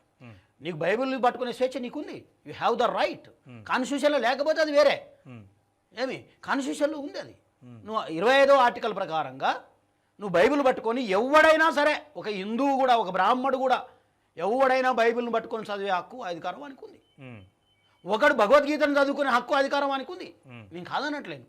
కాబట్టి అది వాళ్ళ హక్కు, వాళ్ళ ధర్మం. కాబట్టి నేను మానవవాదిని. మానవవాది అంటే ఏంది? భూమి మీద పుట్టిన ప్రతి మనిషికి జాగ ఉండాలి ఇల్లు కట్టుకోవడానికి. భూమి మీద పుట్టిన ప్రతి మనిషికి చొక్కా ఉండాలి వేసుకోవడానికి, శరీరాన్ని కాపాడుకోవడానికి. భూమి మీద పుట్టిన వానికి దాహం అయితే నీళ్లు తాగే అధికారం ఉండాలి. భూమి మీద పుట్టిన వాడికి ఆకలి అయితే కష్టం చేసుకొని రైట్ టు ఎంప్లాయ్మెంట్. ఓకే, అటువంటి కష్టం చేసుకుంటే 10 రూపాయలు తీసుకుని నీకు పని చేశాను, నీ బైక్ దూడిచానండి ప్రవీణ్ గారు, మిమ్మల్ని డబ్బులు అడిగే హక్కు నాకుంది. ఏమయ్యా నీ బైక్ దూడిచాను, నాకు డబ్బులు అని అడుగుతాను నేను. ఎస్, ఆ డబ్బు తీసుకొని నేను తిని ఏ కొట్టుకైనా పోయి ఏ పదార్థాన్నైనా కొనుక్కొని తినడానికి నాకు రైట్ అండి. ఇది మానవవాదం. నేను మానవవాదిని, నేను బుద్ధిస్టుని. అందుకోసమే క్రైస్తవులను నా బాధ్యత తీసుకున్నా. ఎందుకు తీసుకొని నేను? ఎందుకంటే మా అన్నదమ్ములే కదా వాళ్ళు, మన రక్త సంబంధికులు, నా బ్లడ్ రిలేషన్ వాళ్ళది. హిందూ మతంలో ఉన్న ఇప్పుడు చాలా మంది కోసుకుంటున్నారు కదా, జై భారత్ మాత కోసుకుంటారు కదా, ఆ కోసుకునే వాళ్ళకు కూడా నాకు ప్రేమ ఉంది, ఎందుకంటే వాళ్ళు నా అన్నదమ్ములు. బ్రాహ్మణుల మీద కూడా నాకు ప్రేమే ఉంది. కానీ మీరు మానవంటున్నా, మీరు ఇంకొక తక్కువ చూసే తత్వాన్ని వదులుకోమంటున్నా, ఈ రాసినటువంటి వాటిని సరిదిద్దామని చెప్తున్నా. అది ఎవరమైనా చెప్పేదే, ఎంతకాలమైనా చెప్పుకుంటూనే పోతాం. చివరి కాల్ తీసుకుని మనం షో ముగిద్దాం. యా, హలో హలో, చెప్పండి, మీ పేరు రాజు అండి. చెప్పండి, హైదరాబాద్ నుంచి కాల్ చేస్తున్నాను. చెప్పండి రాజు గారు. నేను డైరెక్ట్ గా కృష్ణ గారితో మాట్లాడాలనుకుంటున్నాను. మీరు ప్రశ్న అడగండి. కత్తి మహేష్ గారు, కత్తి మహేష్ గారు అండ్ కృష్ణ గారు చాలా మంది అంబేద్కర్ అంబేద్కర్ సిద్ధాంతాన్ని ఫాలో అవుతున్నారు అంటున్నారు. అండ్ అంబేద్కర్ సంఘాలు ఉన్నాయి. ఖచ్చితంగా వీళ్ళందరూ అంబేద్కర్ సిద్ధాంతాన్ని ఫాలో అవుతున్నారా? ముఖ్యంగా కత్తి మహేష్ గారు అంబేద్కర్ సిద్ధాంతాన్ని ఫాలో అవుతున్నారా? ఒకవేళ ఫాలో అయితే రాజ్యాధికారం ఎప్పుడో వచ్చేది కదా, అంటే తప్పును వాళ్ళు చేసిన తప్పే, మరి మీరు ఫాలో అవ్వట్లేదు కదా, అంటే మీరు ఆ తప్పును సమర్థిస్తున్నారా? ఇది నా క్వశ్చన్ అండి. ఓకే, యా మహేష్ గారు, మీరు అంబేద్కరిజము అని చెప్తున్నారు, కానీ అంబేద్కరిజంను పూర్తిగా ఫాలో అయ్యి ఉంటే ఒకవేళ ఇప్పటికే రాజ్యాధికారం వచ్చేసేది కదా, రాలేదు అని అంటే మీరు ఫాలో అవ్వలేదు అన్నది ఆయన ప్రశ్న. చెప్పండి. అంటే చాలా సిల్లీ ఆర్గ్యుమెంట్ అది. But anyway, my answer is it's a process. అంటే ఎవరైతే అధికారము రిసోర్సెస్ చేతుల్లో పెట్టుకుని కొన్ని వేల సంవత్సరాల అడ్వాంటేజ్ తో ఎవరైతే ఉన్నారో వాళ్ళు ప్రస్తుతం అధికారాన్ని ఎలా ఇస్తున్నారు? కొన్ని వందల వేల సంవత్సరాల క్యుములేటివ్ అడ్వాంటేజ్ ఇప్పుడు ఉన్నటువంటి అధికార వర్గాలకు, అధికార కులాలకు ఉన్నాయి. దళితులు గత 70 ఏళ్లుగానే కనీసం బతికే హక్కు సంపాదించుకున్నారు. బతికే హక్కు ఉంది, కనీసం దాన్ని కూడా వద్దు తృణీకరిస్తూ పోతున్నారు ఇప్పటికీ. మేము మా అభిప్రాయాన్ని చెప్తే నేరస్తులు అంటారు, మేము మా హక్కుల కోసం నిలబడితే దేశద్రోహులు అంటారు. ఇది పరిస్థితి. ఈ పరిస్థితిలోంచి మేము పైకి వచ్చి మేమంటూ మా రిసోర్సెస్ సంపాదించుకొని ఆ సంపాదించిన రిసోర్సెస్ తో మేమంటూ నిలబడి ఒక సంఘటితంగా రాజకీయ ఉద్దేశంతో ముందుకెళ్లి రాజ్యాధికారం సాధించుకోవాలి. అంటే కొన్ని వేల సంవత్సరాల వీళ్ళ క్యుములేటివ్ అడ్వాంటేజ్ కి అగెన్స్ట్ గా మా 70 సంవత్సరాల కేవలం భూతంతో నిలబడుతున్నటువంటి మమ్మల్ని ఛాలెంజ్ చేసి నువ్వు అంబేద్కర్ ఫాలో అవ్వట్లేదు, లేకపోతే ఈ పాటికి రాజ్యాధికారం వచ్చేస్తుంటుందంటే ఎంత హాస్యాస్పదమైన ప్రతిపాదన అనేది నేను అంటే we have to look at it from a historical perspective. బ్రాహ్మణులు కానివ్వండి, ఇప్పుడున్న ఓసీలు కానివ్వండి, వాళ్ళ క్యుములేటివ్ అడ్వాంటేజ్ అంతా, వాళ్ళకున్న రిసోర్సెస్ అంతా. ఆ కులాలు కాకపోతే వాళ్ళకి భూములు ఉండేవా? భూములు లేకపోతే ఎక్స్ట్రా క్యాపిటల్ ఉండేదా? ఎక్స్ట్రా క్యాపిటల్ లేకపోతే రాజ్యాధికారం ఉండేదా? ఇవన్నీ దళితులకు ఎక్కడ ఉన్నాయి? అంటే కేవలం సిద్ధాంతాన్ని ఫాలో అవుతున్నాం కాబట్టి భారతదేశంలో ఇంకా బ్లడ్ షెడ్ జరగట్లేదు. ఆ విషయం వీళ్ళు గుర్తు పెట్టుకోవాలి. నిజంగా దళితులందరూ ఒక్కసారి అంబేద్కర్ సిద్ధాంతాన్ని పక్కన పెట్టి తలకు తల మొలకు మొల అని మొదలెట్టారు అనుకోండి, కత్తులు పట్టుకుని, పరిస్థితి ఎలా ఉంటుందో ఆలోచించమని చెప్పండి. అంబేద్కర్ గారు ఉన్నారు కాబట్టి ఇక్కడ గృహ యుద్ధాలు జరగలేదు మన భారతదేశంలో. కాబట్టి నిజంగా మేము ఆ దారిలోనే ఉన్నాం. రాజ్యాధికారం మేము సంపాదిస్తాం. ఇప్పుడు 20 సంవత్సరాలు కాకపోతే 50 సంవత్సరాలు, 50 సంవత్సరాలు కాకపోతే 100 సంవత్సరాలు, కానీ దళితులు రాజ్యాధికారంలోకి అయితే వస్తారు, అందులో డౌట్ లేదు. కాకపోతే ఇట్స్ ఎ ప్రాసెస్. ఈ ప్రాసెస్ లో మీకున్న అడ్వాంటేజ్ ఎంత, మాకున్న డిసడ్వాంటేజ్ ఎంత అనేది కూడా చూసుకోవాలంటున్నాను నేను. రైట్ మహేష్ గారు, అలాగే ఆఖరిగా మీరు ఈ ప్రోగ్రాం ద్వారా చూస్తున్నటువంటి ప్రజలకు, ముఖ్యంగా ఇటువంటి పద్యాలు తర్వాత ఇటువంటి లిటరేచర్ వస్తున్న నేపథ్యంలో కరోనాను అడ్డం పెట్టుకుని, ఏదో పాండమిక్ని అడ్డం పెట్టుకుని అందరినీ సంఘటితం చేయడానికి ఎటువంటి సందేశం ఇవ్వాలనుకుంటున్నారు? ఒకటండి, ఇది biggest human crisis that people have seen from 100 years. Spanish flu తర్వాత ఇంత ఎండమిక్ ఎక్కడ మనకు లేదు. దాన్ని మనం మానవత్వాన్ని కాపాడుకోవడానికి, మనిషి తత్వాన్ని పెంపొందించుకోవడానికి, సమానంగా మనందరం సఫర్ అవుతాము అన్న భయంలోంచి అయినా సమానత్వం రావాలి అని ఆకాంక్షించాలి తప్ప మరింతగా విడదీస్తాము, ఈ అవకాశాన్ని మేము దాటుగా వాడుకుని మరింతగా మనుషుల్లో భేదాభిప్రాయాలను తీసుకొస్తాము అనే కుత్సిత భావజాలం ఖచ్చితంగా అప్రిషియేట్ చేసేది కాదు. అలాంటి భావజాలం నిజానికి కరోనా కన్నా డేంజరస్ అని నేను నమ్ముతాను. అలాంటి భావజాలాన్ని మనం ఖండించాలా. కరోనా నుంచి మన జాగ్రత్తలు మనం పాటిస్తూనే ఈ సూడో సైద్ధాంతిక వాదులు ఎవరైతే ఉన్నారో వీళ్ళు అందరినీ సూడోలు అంటారు, వీళ్ళు యాక్చువల్లీ సూడోలు. వీళ్ళకి సైంటిఫిక్ టెంపర్మెంట్ అర్థం కాదు, వ్యాధి అర్థం కాదు, మనుషులుగా బతకడం అర్థం కాదు. వీళ్ళు వివక్షలోంచే వాళ్ళ కరెన్సీని సృష్టించుకునే వీళ్ళని కాస్త దూరం పెట్టండి. మనుషులుగా మనందరం కలిసి ఈ ఎపిడమిక్ తో పోరాడదామని నేను పిలుపునిస్తాను. ఓకే కృష్ణ గారు, రైట్. మీరు అంటే మీరు ఒకవేళ ఆయన అడిగిన ప్రశ్నకు సమాధానం చెప్పాలనుకుంటే చెప్పండి. చివరిగా మీ సందేశం. చెప్తాను. ఎస్సీ ఎస్టీ ఆయన ఏమన్నాడు, రాజ్యాధికారం అంబేద్కరిజంలో నడుస్తున్నారా అని. నేను 100% నడుస్తున్నా. నేను నడుస్తున్నా కాబట్టి నేను ఉద్యోగాలు పక్కన పెట్టేసి ఎంపీకి పోటీ చేసిన, ఎమ్మెల్యేకి పోటీ చేసిన. నేను ఒక ఎస్సీలు స్థాపించిన పార్టీలో ఉన్న, ఒక బీసీలు పార్టీ సమాజ్వాదీ పార్టీ బీసీలు స్థాపించారు, బీఎస్పీ పార్టీ ఎస్సీలు స్థాపించారు. ఆ పార్టీలలో పనిచేసినాను, నేను పనిచేస్తున్నా కూడా. ఓకే, కాబట్టి నేను 100% ఈ ప్రజల కోసం పోరాడడం అంటే 24 hours నాకు ఏం పని ఉంది, ఇంకొక పని లేదే. 24 hours నేను వీళ్ళ కోసమే, వీళ్ళ క్షేమం, వీళ్ళ సంక్షేమం కోసమే పనిచేస్తున్నా. ఇది 100% అంబేద్కరిజం పోరాటమే ఇది. అంబేద్కర్ కూడా ఇలాగే పోరాడాడు. అవునులేండి. ఓకే, మనకు దూరపు కొండలు నునుపుగా కనపడతాయి, దగ్గర ఉన్నోడు కనపడాడు. కాబట్టి అంబేద్కరిజంలో 100% నేను ఉన్నా. ప్రశ్న ఇప్పుడు ఆయనకేయాలి, ఎవరు మానవుల ప్రశ్న అడిగిన ఆయన, నువ్వు అంబేద్కరిజంలో ఉన్నవా? ఫస్ట్ క్వశ్చన్ అది. ఉంటే నువ్వు లాస్ట్ టైం ఎవరికి ఓటేసినావు? అది ఎవరు అడగట్లేదు కాబట్టి వీళ్ళు రెచ్చిపోతుంటారు. 100% నేను కానీ మన వాళ్ళంతా కూడా కొంత వెసులుబాటుతో అంబేద్కరిజంలోనే ఉన్నాం. మీరు కూడా అందులోనే ఉన్నారు, నేను గట్టిగా నమ్ముతున్నా. మీరు కూడా అందులోనే ఉన్నారు. చేస్తున్నామంటే అదే కారణం. కొద్దిగా అటు ఇటు పరిస్థితులు ఇవన్నీ కూడా కొన్నిసారి సహకరిస్తాయి, కొంతమంది సహకరించవు. అది దానికి పేరు ఇంకోటి అంటారు. కానీ సమానత్వం నన్ను అడిగే ప్రశ్నే కాదు ఆయన, ఎవరో ఆయన కానీ ఆయన నన్ను అడిగే ప్రశ్నే కాదు. అది వదిలేద్దాం. రెండవది ఏంటంటే కరోనా బాగా అర్థం చేసుకోండి. కరోనా అనేది ఒక వ్యాధి, ఓకేనా? ఈ వ్యాధిని అధిగమించాలని అందరం కోరుకుంటున్నాం. ఇదే వేదిక మీద చాలా మందికి దూరంగా ఉండండి అని మనమే చెప్పినాం. దూరంగా ఉండండి, ఇప్పుడు శానిటైజర్ వేయలేదా మీరు నాకు? దూరంగా ఉండండి, శానిటైజర్ వేసుకోండి, ముక్కుకు గుడ్డ కట్టుకోండి. ఇప్పుడు వచ్చేటప్పుడు ఎట్లా వచ్చినా నేను కట్టుకోండి, మీరు ఏమంటారు మాస్కులు వేసుకోండి అని మనమే చెప్తున్నాం. అసలు మనిషికి దూరం ఉంటుందండి. నువ్వు నేను భుజం నిలబెట్టుకొని ఇద్దరు నిలబెడితే అంటుకుంటావా? గ్యాప్ ఉంటుంది మన మధ్యన. ఎంట్రిక వాసంత గ్యాప్ అని ఉంటుంది. భార్యాభర్తల మధ్య కూడా గ్యాప్ ఉంటుంది, పిల్లల మధ్య కూడా గ్యాప్ ఉంటుంది, గ్రహానికి గ్రహం మధ్య, నక్షత్రానికి నక్షత్రం మధ్య, చెట్టుకు మధ్య, ఆకు మధ్య, ప్రతి మధ్యన ఉంటుంది. అది నువ్వు కొత్తగా సపరేట్గా చెప్పేది ఏం లేదు. కానీ బ్రాహ్మణులారా మీరే పాటించండి అంటేనే మండు దేవుడికైనా. ఓకే, అది. రెండోది రాజ్యాధికారం అన్నాడుగా. రాజ్యాధికారం అనేది ఒక్క కజలకృష్ణ చేసానో లేకపోతే ప్రవీణ్ చేసానో ఒక ఏం చేస్తే రాదు. ఇది ఎస్సీ ఎస్టీ బీసీలు ముస్లింలు క్రిస్టియన్స్ అంతా ఒక దగ్గరికి వచ్చి ఎవరైతే అధికారాన్ని కోల్పోయారో, ఆ పాయింట్ అది. ముస్లింలు అంటే మతం కాదు ఇక్కడ. ఎవరైతే అధికారాన్ని కోల్పోయారో, ఎవరైతే అధికారంలో సమానమైన వాటాను పొందలేకపోతున్నారో, వాళ్ళ జనాభా దామాష ప్రకారంగా వాటాను పొందలేకపోతున్నారో వాళ్ళందరూ ఒకతాటి మీదకి వస్తే అప్పుడు రాజ్యాధికారం వస్తుంది. ఓకేనా? రాజ్యాధికారం అంటే కూడా కాదు, రాజకీయ అధికారమే అది. రాజ్యాధికారం వల్ల అంటే ఉద్యోగంలో పట్టు ఉండాలి, ఉద్యోగ యంత్రాంగంలో, బ్యూరోక్రసీలో, చట్టం జ్యుడిషియరీలో పట్టు రావాలి. రాజ్యానికి ఉండే 4 అంగాల్లో ఎప్పుడైతే పట్టు వస్తుందో, ఎప్పుడైతే అధికారం వస్తుందో అప్పుడే రాజ్యాధికారం వచ్చినట్టు. అయితే ఆ 4 మీద అధికారం రావాలంటే రాజకీయ అధికారం కావాలి.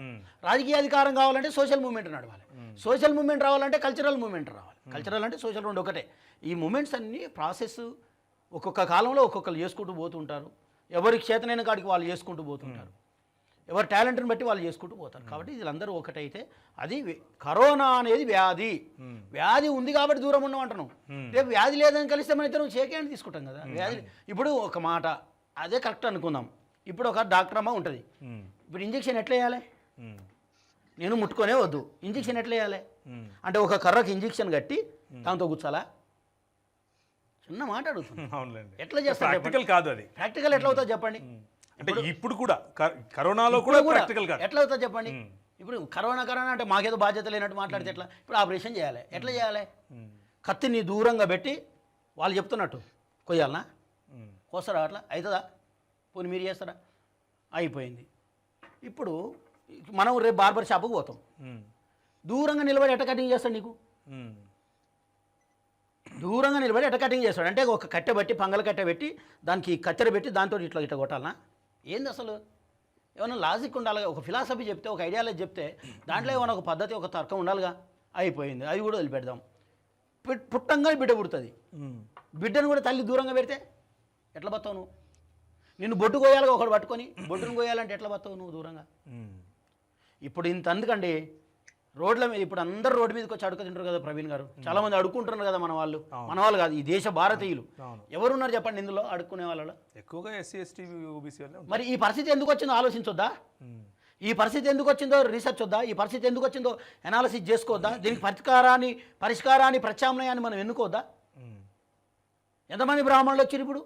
ఎంతమంది రెడ్లు కమ్మల దొరలు వచ్చి ఇప్పుడు రోడ్ల మీద చెయ్యి దాపుకునేటోళ్ళు, వలస కూలీలు, నెత్తిన పెట్టుకొని మోసేటటువంటి వాళ్ళు, ప్రతినిత్యం ఆకలి కోసం 100 రూపాయలు ఇస్తే చాలు అని అర్రులు దాచేటటువంటి వాళ్ళు ఈ దేశంలో కొన్ని కోట్ల మంది ఉన్నారు. వాళ్ళు మా వాళ్ళు.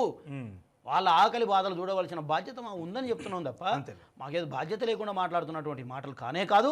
ఏ మతం మీద విద్వేషం లేదు, ఏ వ్యక్తుల మీద విద్వేషం లేదు, ఏ దేవుడి మీద విద్వేషం లేదు, అది కానే కాదు. ఓకే, సమానతకు వ్యతిరేక పోరాటం, వివక్షతకు వ్యతిరేక పోరాటం, అంటరానితనానికి వ్యతిరేక పోరాటం, అన్ఎంప్లాయ్మెంట్కు వ్యతిరేక పోరాటం, జెండర్ డిస్క్రిమినేషన్కి వ్యతిరేకమైన పోరాటం. Okay, right, thank you.